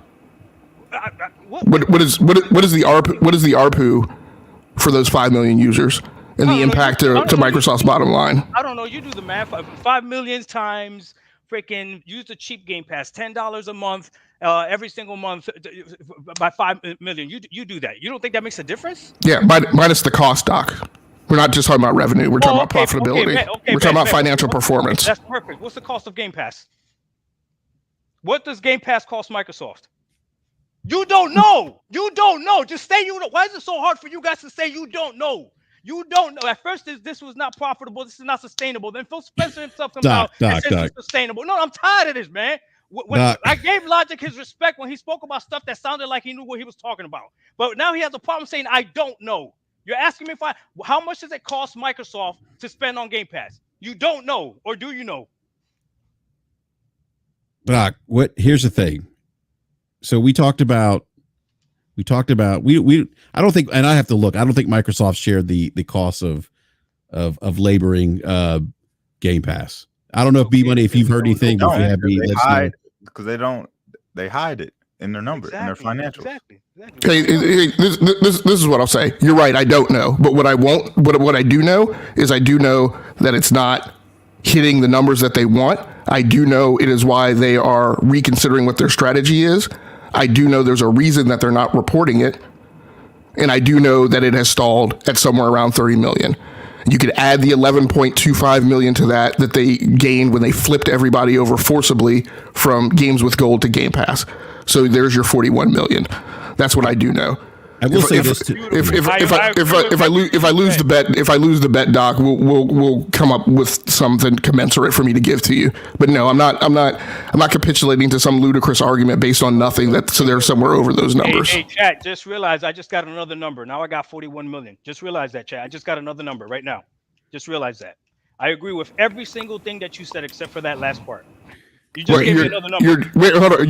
You're disagreeing with me that Microsoft flipped people from Games with Gold last fall that were a roughly 11.25 million number to add to the number where their growth actually stalled on Game Pass based on the actual business model, not based on actually forcibly flipping consumers over from one subscription tier to another subscription tier?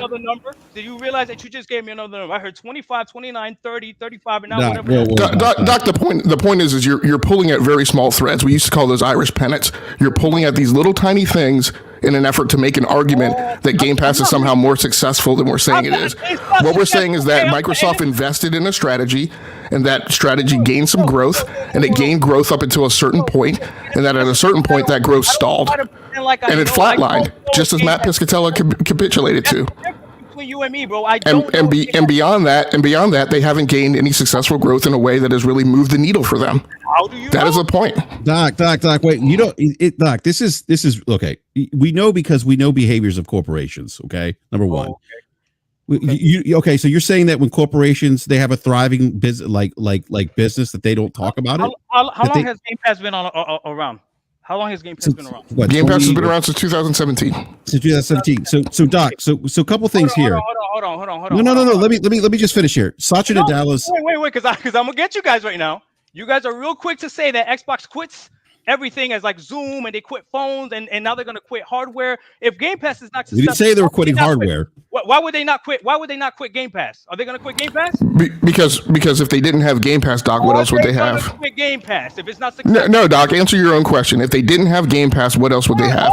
If they hadn't committed to a Game Pass strategy at the tail end of last generation, what else would they have? Being outsold 2-1. What else would they have besides Game Pass? Was the Xbox One X Scorpio going to be a shot in the arm and suddenly generate them selling millions of more consoles than they had? Suddenly catch up to PlayStation 4? No. But wouldn't they come up with another strategy? These are smart business people, right? But Game Pass is not successful, let's go ahead and stop. But Doc, isn't that potentially what's happening tomorrow though? Well, we're going to find out. But you know what? As of today, you don't have a business meeting, okay? Not an Xbox, developer direct. This Brap, is are you saying they're gonna say that Game Pass stops tomorrow? Is that what you're telling me, Brap? I'm not saying that. What I'm saying is that No, okay, Doc. This is a little more. Again, you're not giving the conversation its just due. This is much more nuanced than are they going to change? No, this is something's happened there. Okay, something's happened internally there, where they're pivoting. They're doing something to change their current business model. That's why they're having this what they call a business business update. Business update. Okay, companies don't have business updates without because for no reason, and public business updates at that. If they were going to do a business update, they would do it behind closed doors, and it would just be something that they would roll out. The fact that they have to have a whole podcast about it lets you know that their current strategy is not working. So what are we going to hear tomorrow then? Well, hold on. Let me just. I'm going to go back to the Game Pass thing real quick. Yeah. The numbers we gave you were numbers that were reported over a period of time. Okay. Which the 35 million numbers. Which one of the five? Wait. The 35 million number was numbers that were given out by Ampere Analyst, by the person who works for Microsoft to put it on his LinkedIn account, which Windows Central reported, and then he took it down quickly after that report went out. But Satya Nadella's bonus was tied to Game Pass growth. That particular bonus structure, that bonus piece of Game Pass is no longer tied to his bonus plan anymore, to his compensation. It's gone. And it's gone because they're not hitting their numbers. It's not growing. So you couple that with what Matt Piscatella said, who would have access to these numbers, would know what the trajectory of subscription services in the industry is. He's saying it's basically like flatlined. And it's not just Xbox, it's PlayStation, it's all the other subscription services, okay? Yeah. So this is why we say that Game Pass as a service, okay, hasn't been growing. Because typically, remember, Game Pass is the centerpiece to their business now. When they rolled it out in 2017, they talked about games everywhere. They talked about Game Pass. They try to flip the economics of the gaming industry in their favor by doing this. If that was working to what Logic said about getting the shareholders excited, getting investors to invest more money in Microsoft, they'd be pounding their chest about it. They'd be talking about it. They'd be saying, and they have talked about it. They've talked about growth of Game Pass. We know that in 2022, they aimed for 73% growth fiscal year ending June 30th, 2022. They only achieved 28% of that growth. That 28% growth was lower than their previous fiscal year when it reached 38% growth. Those are like so 2022 is really the last like data point that we have where they actually reported. So they stopped reporting because of those numbers that I just mentioned. If they were seeing improvement, they would be reporting. They would be talking about those numbers. But to what B's saying, what are they doing? B, you said I think you said they're not talking. They're burying it. They're not talking about it, right? Yeah. I mean, yeah, that makes sense. But that still doesn't mean that we know what the number is today. No, we don't know what the number is, but what we do know is that I agree that they're not succeeding at the rate that they thought they were succeeding. Obviously. Well, that's the point. Look, yeah, we don't know the actual number per se, but we know that it's not working. It's not growing the way they want it to grow. I mean, like Moore's Law did this thing. The leaked documents came out with the FTC hearing. They wanted to hit like 90 to 100 million Game Pass subscribers by 2027 in 3 years. And Moore's Law did the chart. He did the graph chart showing like what based on what analysts were saying where they were with current Game Pass at 35 million. And he's like, they're not going to hit 100 million. You remember what Phil Spencer said? We don't hit 100 million or 90, 100 million subscribers by 2027. We're going to have a different conversation about the Xbox business. I'm sorry. Go ahead, B. No, you got it. So, I mean, like, I again, like, yeah, sure. We don't know the exact numbers, but the point is we know it's not growing. And the numbers we mentioned were numbers that were again, being shared by industry analysts, and the older numbers were by Microsoft themselves. If tomorrow is going to be very interesting, I know that for a fact. Tomorrow is going to be very interesting, and I would love to come back, Brad, regardless of what happens tomorrow. If I got to come back and eat my words and everything, I would like to come back. And if I get to come back and tell you guys again, you didn't know what the hell you were talking about, I would love to come back. So what do you expect to happen tomorrow, Doc? What do I expect to happen tomorrow? Yeah. I expect Phil to come out and say that there will be one more hardware. I expect him to come out and say that he's been telling us that he's not competing against PlayStation and Nintendo. So why are we tripping if they put games over there? I expect him to not cancel Game Pass. I expect him to not do a name change. I expect them to not go back on the day and date. Which, if Game Pass is not successful, to me, that's a real easy thing to reverse the day and date, and there you go. You got something. So those are the things that I expect tomorrow. I don't think the strategy of Game Pass is actually going to change a lot. I think the strategy of game sales was going to change a lot. So by that logic, I think they're not going to change too much of Game Pass. But tomorrow we'll find out. Tomorrow we don't have to wait. Tomorrow we don't have to speculate. Tomorrow none of that. Tomorrow we will find out. Now, Doc, I expect you to do a video from your hotel room. You know I will. Oh man, when I get back, I'll be like, God damn. I totally agree. And that's when everybody was all in the uproar saying Xbox is going away. I said they're not going anywhere. What they are going to do is put their games on other platforms. Yeah. And that's the bottom line. It makes sense. People can like it, love it, cry about it. At the end of the day, that's going to be their new strategy. I've said it for a very long time. They will put their software everywhere. Yeah, I agree. Yeah, I agree with that. Consoles, though?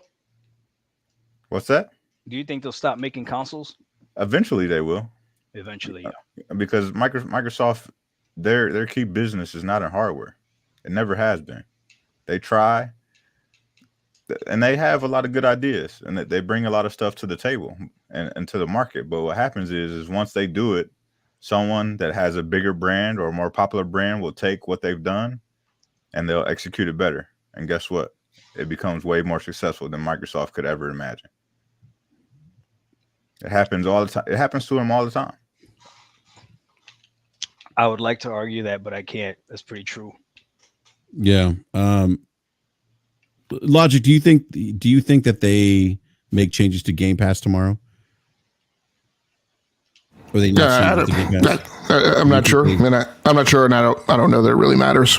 I mean, what we do know is, things that I've mentioned to you before, right? In 2012, Xbox gaming software revenue was $7.7 billion.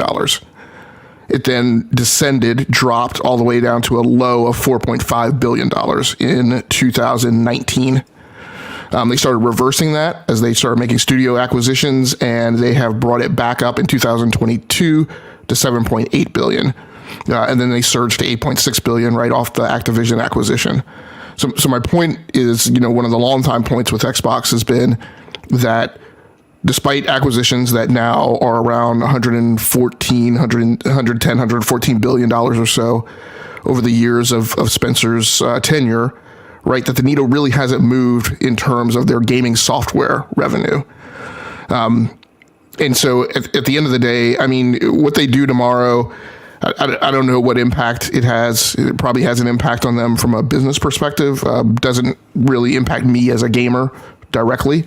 And I don't know that it really impacts any of the discussion for the types of things that we talk about in terms of competition within the console space.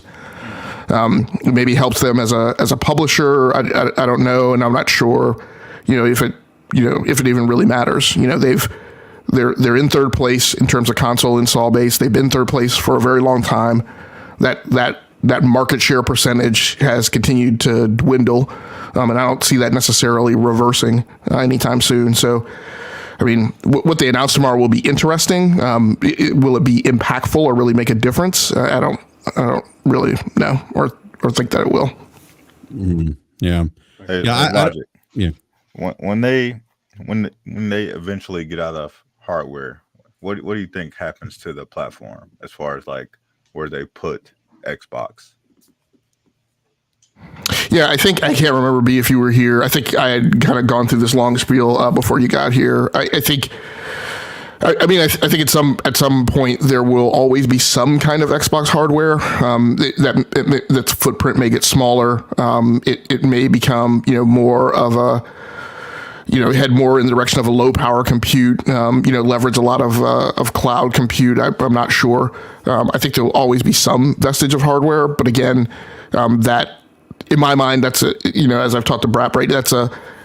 It's already in the space. Like, it's already a boutique play, right? It's already kind of a Microsoft Surface play. It's right. Something that they deploy to keep their hardcore fans anchored in the ecosystem. But is it an absolute necessity? I don't really know that's the case from a business model perspective. It's to feed those brave, dwindling 9%. Who keep the brand rep strong, right, in social media spaces, and that maybe does for them what they need it to do. But I think the focus over time is to become much more so about platforms, anchored in the cloud, anchored around this hybrid cloud compute, and the only thing that matters will be things that plug into that space, regardless of what they look like from a hardware perspective. Mm-hmm. Yeah, I think I kind of agree with what Doc and B Money were saying about no changes to Game Pass. I think it's we're going to bring our games. They can't change it. If they did, that they'd be in a world of trouble. Yeah, that's what I'm saying. Yeah. Wait, could you imagine if they came out destroying the fan base? If they came out tomorrow and said no more day and date, could you imagine what would happen? I mean, the fan base would be just you would be able to hear the air being sucked out of the room. I can't. To your point, B, Doc, I can't imagine them saying we're gonna turn this value add, this thing that we've been marketing for years. We created Game Pass for this tremendous value proposition, and on top of the fact that like they're kind of like hitting their stride now. Like the developer direct got me back into Game Pass this year, and now it's like, oh wait a minute, like we're gonna take that away. That would be. I mean, I just don't see them doing that. I could be wrong. Maybe the bean counters are like, nah, you need to do it or else. This might be very interesting tomorrow. But hey, Brad, I stay longer than an hour, brother. Oh yeah, no, I appreciate it, Doc. Stay longer than an hour, but it was really interesting. It was a really good conversation, so I appreciate it, man. And thank you, Logic. Thank you, B. Thank you guys for having me on. But definitely tomorrow, I'm either gonna have egg on my face or I'm gonna be back on. Brad, do not dodge me. I'll be back on next time. I will not dodge you. No. Okay. All right. Yeah. All right, guys. You guys have a good night. All right, you too, Doc. Thank you. Take care. Yeah, I just them going back from that B would just be. I mean, that would be very bad, I think, and I just think that would be detrimental to their to the image of the Xbox brand. I think people. I mean, we already see people who say that they don't trust Xbox or they've lost faith. I mean, I think that would just be so damaging to them. I don't know how they would come back from that. So I don't think they get rid of it. I think they just say, hey, we're gonna bring our games to other platforms. And I don't even think they even clarify the Starfield rumor. It's all games. I think they're gonna go case by case, but I think it's gonna be case by case. It's gonna so I don't think they're gonna totally like give us a definitive game plan. I think it's gonna be more high level of, hey, we're gonna bring more of our games to other platforms. I think they're gonna announce like Hi-Fi Rush, Sea of Thieves. I don't know if you saw the Sea of Thieves Twitter account. I saw it. The little poem or whatever they're trying to do. The little roses are red or something. Something's blue. What are we doing or something? Yeah, I think that's kind of a tease that they're going to be going to PlayStation. So I think that game, Sea of Thieves, I think Hi-Fi Rush, they're going to announce those, but I think they're to say, look, we're going to look at other games and do it on a case by case. But I don't think they're going to. Oh, and Pentiment too. Player mentioned Pentiment. I think those are the three. I mean, as much as Nate the Hate said, hey, Starfield's probably not happen. I'm hearing that a deluxe PlayStation 5 release is still going to happen. Again, who knows? That's rumored. We'll find out tomorrow. But I don't think they're going to give us a definitive list of what games are coming. I think it's going to be, we're going to do it on a case by case, but we're going to kind of ramp up our efforts in putting games elsewhere. Yeah. I think it'll be case by case for a certain amount of time.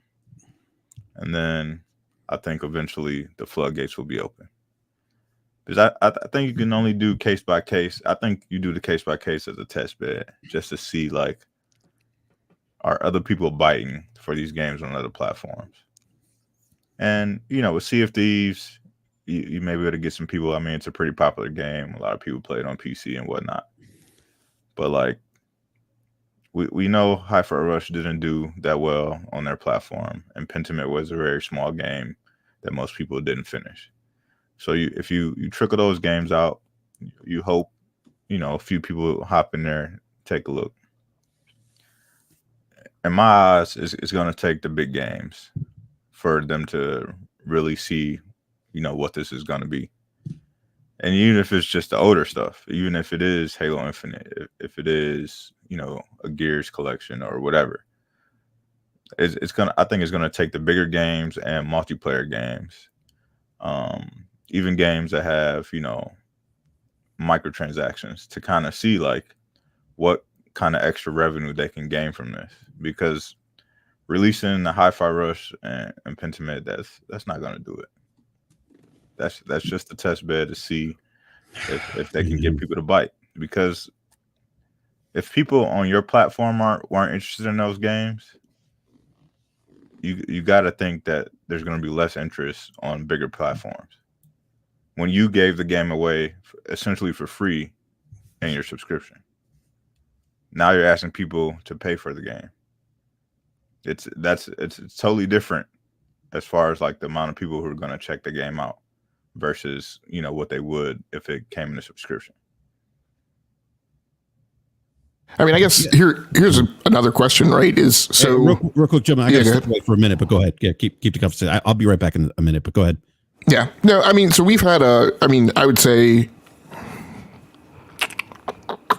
I don't know. I mean, I would definitely say since June 2022, right? That Xbox messaging has been very unclear, as far as intent, as far as deliverables, or as far as commitment. They've gone back and forth on trying to right that ship. I feel like they landed in kind of a good place with the developer direct, just in terms of, kind of hitting the midpoint on commitment, right, and then hoping to deliver on that with just a little bit of a wiggle room to under deliver, right, in terms of right.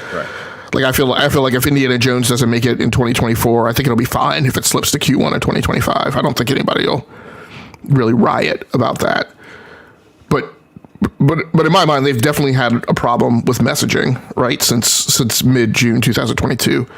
I guess part of my, when you ask, I guess you guys were kind of asking the question, expectations for tomorrow. Like I don't have any high hopes that like we're all gonna walk away, right, with this super brilliant epiphany of clarity on what Microsoft is doing, right, from now until this, let's say, the start of Gen 10. Like I feel like there's still going to be room for confusion. There's still going to be room for uncertainty, and that's why I guess where I'm landing is I don't really necessarily know that tomorrow like moves the needle at all. I mean, there's going to be a bunch of people who hang on the words of everything that Phil says, and we'll always claim that everything about Xbox is positive. We'll always claim that despite the fact that millions of people are standing in a room with a relative understanding of where Game Pass is, there's still going to be that handful that insists that the lack of knowledge means that there's a chance that it's still like successful or explosive growth or whatever it is that people believe. Like, but I just don't have this feeling that we're going to come away with this eureka moment right out of tomorrow. I don't know. B, do you think it's going to be any different?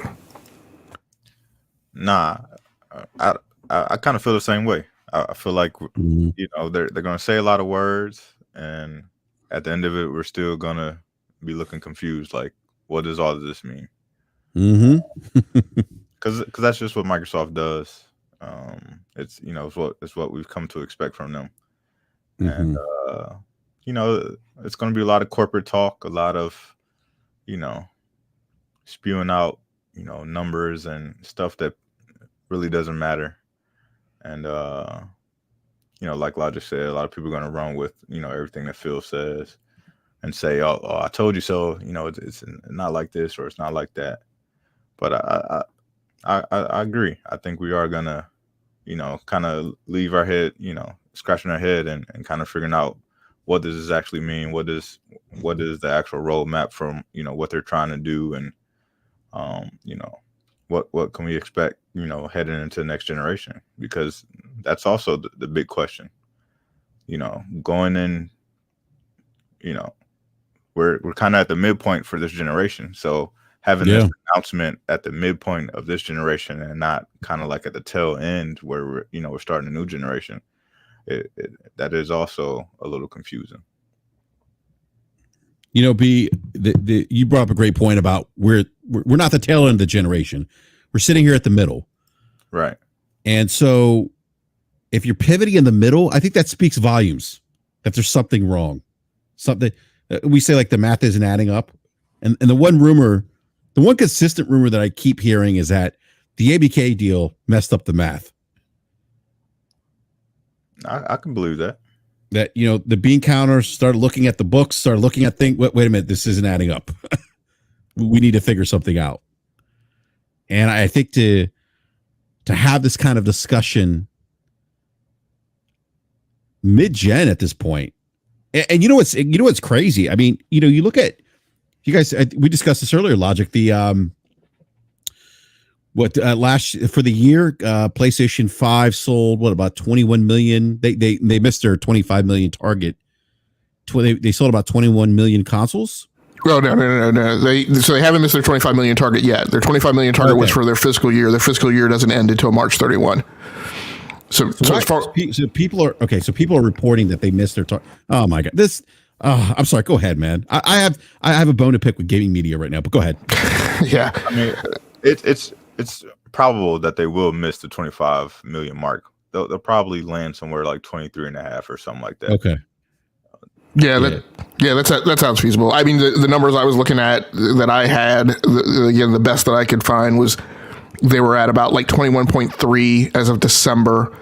That left 3 more months for them to cover the remaining ground of the 3.7 million or so. I looked at sales data of what they had achieved during months that they were discounting the PS5.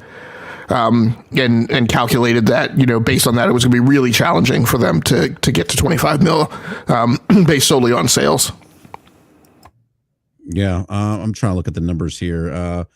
For the 9 months ending December 31st, 2023, let's see here. Sony shipped 8.2 million PlayStation 5 units in 3 months ending December 31st. This is for Q3.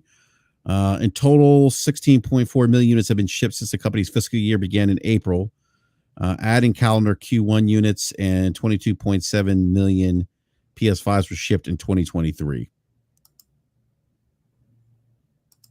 Let's see here. So what I was looking at, B Money and Logic, was the Take-Two numbers where you subtract what did Take-Two say? 71 million next current. So they said 77. They were tracking 77 million Gen 9 consoles out, and we know that Sony has sold, or we thought that Sony had sold about 50 million total PlayStation 5s. Yeah, I think Sony has sold. I think Sony actually did announce they sold 50. So I see now they've cut their that they've cut their forecast to 21 million units to be sold by the end of the fiscal year. By the end of the fiscal year, yep. Yeah, I thought 2025 seemed very bullish when that number came out. It did, yeah. Yeah. And they also did, I think they just announced some sale. I got to go back and read some of the articles. I could have sworn I read that in Europe they've actually reduced the price of PlayStation 5 in some countries. Like they have. So I think they dropped it by 75. I think it was 75. I can't remember because I had pulled 2 discount numbers, one for what they're doing now and one for what they did in September 2023. But I think they've cut it by £75 in the UK and €100 in the EU, I think. Yeah, because I think they said this was the lowest it's been priced at since release. Yeah, this is like their biggest discount in those markets. Oh wow! Okay.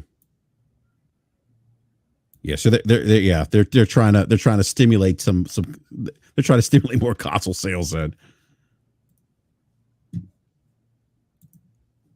all right, I'm looking at some of the other numbers here.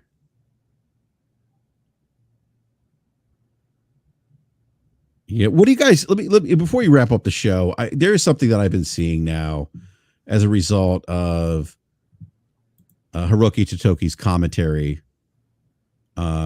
where he said that the studios need to improve when it comes to business. People are running with AAA's not being sustainable. What do you guys think about that? Because again, this is something I think that came up after the Activision, or not the Activision leaks, the Insomniac leaks. Now it's coming up again. Maybe AAA games aren't sustainable. The AAA. I've seen it. I mean, I've seen it on Twitter. AAA games may be in trouble. Logic. We saw Jeff Grubb talking about AAA games not being sustainable. What do you guys think about that? Well, I mean, I've been saying that for a long time. There's only a small handful of big AAA games that sell in large numbers, and the rest of them sell okay for what they are. But when you factor in where a lot of these games are released as far as PC and console, and then you look at, let's just say, Nintendo or PlayStation, where one of their exclusives will sell 20 million copies, and then you look at a game like Tomb Raider that's on every platform and it sells like 5 million copies. The math doesn't math. Things aren't adding up. So when budgets are continuing to balloon and game prices stay the same, because we all want, higher fidelity graphics, and we want, HDR in all our games. We want all these beautiful things in all our games. We want the best AI. We want the best games available. But the price point stays the same. But what it costs to make the game increases. What do you think is going to happen? Things aren't adding up. So that's why you see, even before last year, a lot of these developers are closing up shop because they release games, and guess what? People ain't buying them. So when you do have big games and they are successful, guess what we get? The same game over and over again, sequels. Or we get remasters of games that sold 10 or 15 million copies, because those are the games that people are going to buy. People stop buying games, then companies close. People get laid off. It's just as simple as that. So the ballooning costs, we saw in the Insomniac leak, they're talking about $500 million for Spider-Man 3. That's insane. $500 million for a Spider-Man game? A game that's going to take you 15, 20 hours to beat? If that? That's wild. This isn't some epic RPG that takes you 100 hours to beat. It has all these, crazy systems and, all these NPCs that are going to give you quests and a dynamic world. This is Spider-Man, an open world superhero game costing $500 million. That's insane. So no, it's not sustainable. So when he comes out and says that, we need to be better, we need to, find ways to have these studios be, more financially stable and gain higher margins, I believe it. And that goes across the board. When we see, Callisto Protocol cost as much as it did, and it sells, 5 million copies, and they got to lay off half their staff because it didn't sell enough. We've seen this story play out time and time again. And it's going to continue to happen. Because since the introduction of live service games, guess what most people play? Mm-hmm. Live service games. So unless your game is a zeitgeist game where everybody's talking about it and everybody's playing it, hey, people just give it the side eye and keep moving. Mm-hmm. Logic, what about you? What are your thoughts? The first thing I wanted to do is I wanted to go back and correct what I said. So I was thinking about the September 2023 discount rates. So right now those discounts are going in Europe, and they're as high as €75 is what they're discounting it as. But of course they revise those numbers. Your question, I'm sorry, was about whether or not AAA gaming whether or not AAA game development is or is not sustainable based on just kind of the narratives that are running around. Yes. Yeah, so I think, and I think I've said this on the show before. Like, I think my major problem with that narrative is nobody knows what the flip that means, right? To say that any business model is not sustainable, whether it be Game Pass, whether it be AAA gaming, no one does accurately articulate what they mean by that. And so any kind of constantly repeating a theme without really articulating the nuance right around it and complexity around it is what makes a thing a narrative. Whether or not it's sustainable, I think is highly dependent upon the adjacent and the associated business models, right? Is it sustainable for Sony? I think that depends very much on, what is their intermix with hardware? What is their intermix with, things like Jim Ryan said at the beginning of the generation, which was that, he wanted higher productivity. He wanted an additional like 1 point something or 2 point something releases right out of his marquee studios, in a life cycle cadence, right, to support the level of investment that was made up front to get the hardware in the first place, but also as a means of increasing the total cash flow that it would occur over the life cycle of the PlayStation 5. So I think it's partially dependent on that. It's partially dependent upon what they do with their gas studios, whether or not that increased operational cash flow has a knock-on effect, enabling them to invest better and deeper in their studios, making single-player content. When we talk about AAA games, kind of like B said, right? AAA games includes a whole gamut of things, which includes games as a service. Making a what in my mind is a AAA game like a Call of Duty, right, is different than making a game like Sea of Thieves, which I don't think has like as large of a staff and doesn't have as high graphical fidelity and doesn't require as much network performance because it's not doing constant ballistics arbitration and things like that. So I think just like we talked a lot about the show, it's a really complex formula, and I don't think that there's a simple binary bluff bumper sticker you can slap on the thing, right, to say that it's sustainable or not sustainable. And while saying that, I completely agree with all the problems that B Money said, right, which is that gamers are demanding, and this is, you and I have talked about it, right? Gamers are demanding. They're constantly asking for more, and then we don't understand why production costs are spiraling upward, right? It's because, quite frankly, we're a bunch of snot-nosed little brats who like bitch and complain, right, and call like games that cost $300 million mid. Right. So there we are. So, I mean, at the end of the day, I don't give a ton of credence to the it's not sustainable. I definitely agree, kind of like Totoki said, right, that something has to be done, and it's on a per company basis, to look at tightening up the belt and gaining operational efficiency.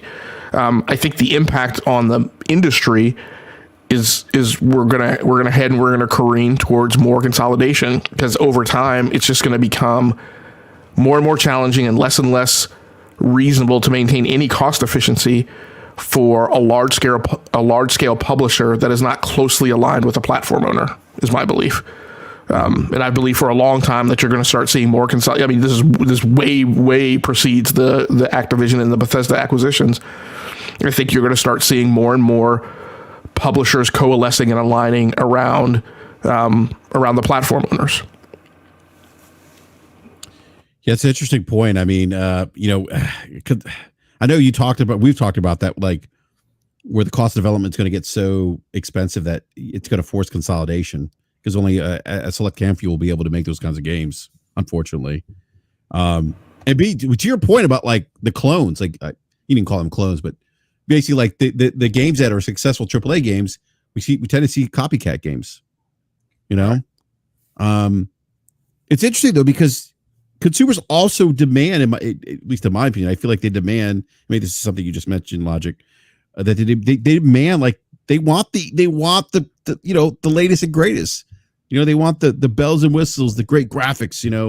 The games are gonna show off their hardware. But one thing that Sean Layden, I've said this on this show quite a bit. One thing that Sean Layden said in an interview with GameIndustry.biz was that I think this article goes back 2 years. He said that, it's not the cost of development or the size of the team. It's the fact that the costs of the games have remained the same for the most part.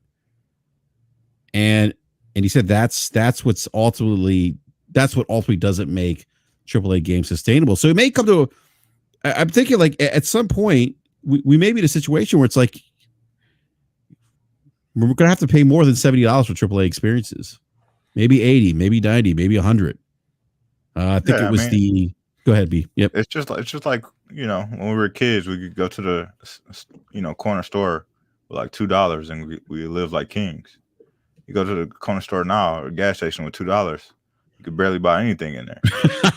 You can barely get a cup of coffee, man. Right. Yeah. It's the same thing in gaming, except for we keep getting better stuff for the same amount of money. And actually, there's a great article in gaming.biz that talks about it when you think about gaming back in 1993, you do the math backwards. Gaming's actually cheaper now than it was back then. I know it's not a popular conversation for people to have. We've had it on this show, but there is an article at gaming.biz. Just Google gaming.biz is video gaming more expensive today, and that article should pull up for you. It's a great article, by the way. But go ahead, B. Yeah, I mean, we can just look at Xbox or PlayStation 1. We were playing $50 or $60 for $50 for those games, and at the time we thought those games looked amazing. But if we pull one of those games up and played it side by side by any game we play today, we think those games look like shit. But yet we only pay now. We're currently paying $10 more than what we were paying before. You couldn't pay most kids to go play any of those games that we played back in the day. What? This is what games used to look like. Yeah. Well, it not only looks for but content, right? Some of the things that people take and run with that I just strongly disagree with is, and let's use the favorite controversy, right, that people like to yell and argue about, games as a service. In this argument that before games you would buy a game and it would include everything, right? Well, one of the things is, again, we just use it as an example, Call of Duty. I know there's tons of things to complain about with Call of Duty that I think are very valid, but let's just take as a for instance. The game used to be sold. You used to get the maps that you used to get, right? And that would be it. And you would play on those maps until you got tired, right? Which was definitely not 12 months, right? And then they would give you map packs, which they would charge you $15 for, and it would bifurcate the community.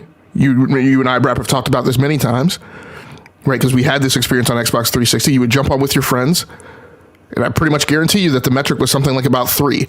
Like the third time that matchmaking went around and you landed on a map and had to back out of a match because the buddy you were with didn't have the map pack, like about the third time that happened, you were like, hey, man, yep.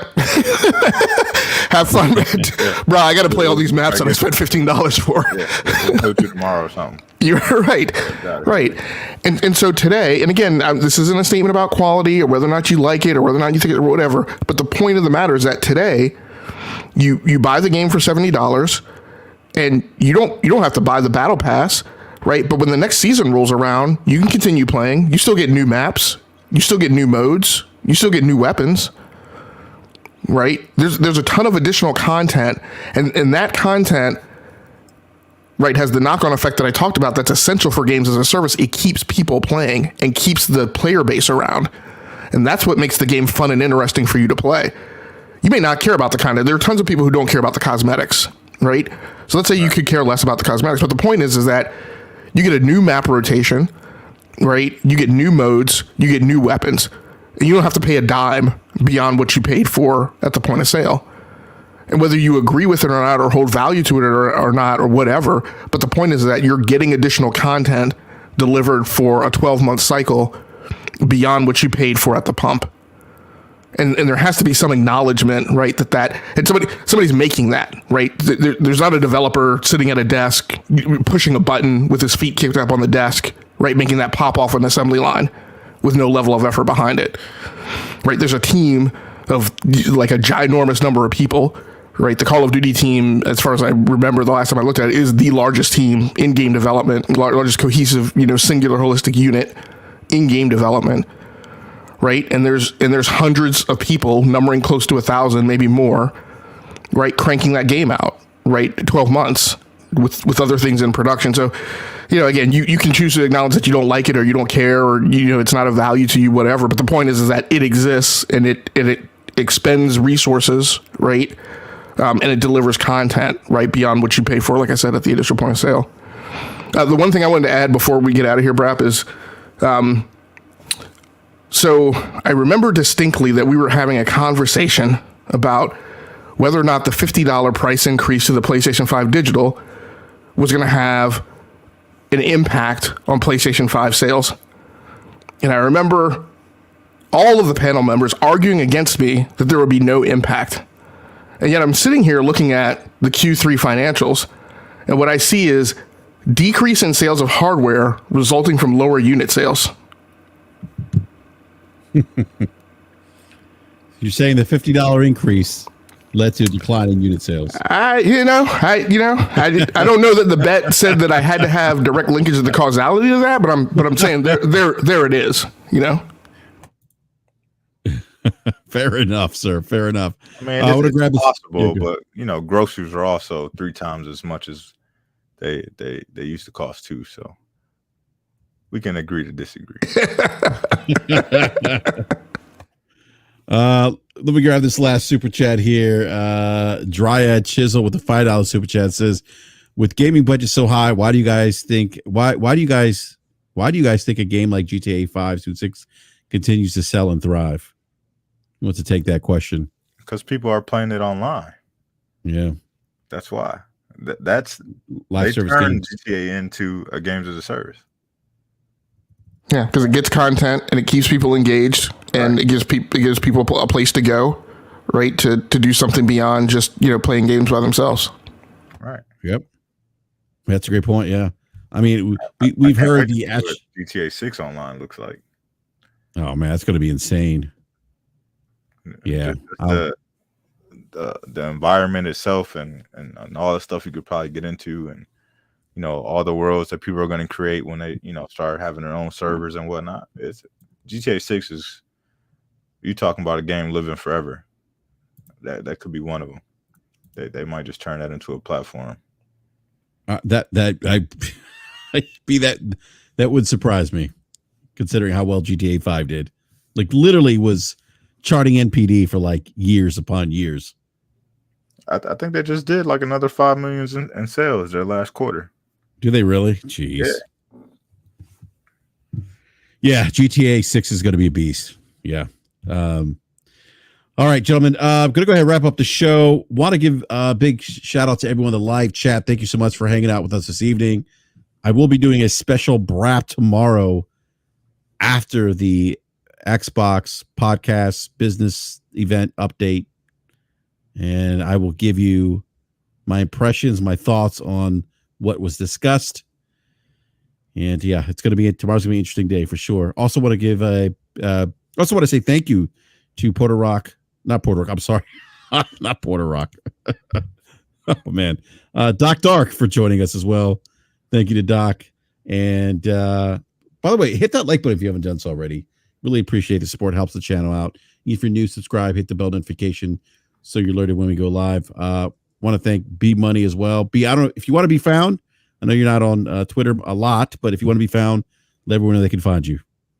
Yeah, you can find me everywhere. Same name, B Money 101. Great show. All right, then. Appreciate the great conversation. It was, no, absolutely. The other panel members were playing Helldivers 2, which I need to buy. By the way, I need to pick that up. It's good fun. I feel like I miss good fun. Is it? Okay. Yeah, I've had coworkers ranting and raving about it. And my coworkers, by the way, aren't really they don't read gaming media, or they're not on gaming Twitter, but they are loving Helldivers. So, Game Logic, if you want to be found, please let everyone know where they can find you. I did listen to some of your video. Is it Let's Talk Gaming or Talking Gaming? It's just called talking about games. Talking about games. Okay. No, I listen. I got to finish listening to it, but from what I listened to so far, great content, man. So, but if you want to be found, let everyone know they can find you. Yeah, thanks, man. You can find me on the Enough to Keep Going Weekly Games podcast on the E2KG Network podcasting channel on YouTube. The show Brap just mentioned. I also do a not regularly scheduled solo cast called Talking About Games on my channel, the Rounding Off Infinity channel on YouTube. You are free to drop by. You can just watch, keep an eye out on social media or on the front page of the YouTube channel to see what I'm going to do that. I may start doing that on Tuesday nights, maybe. We'll see how that goes.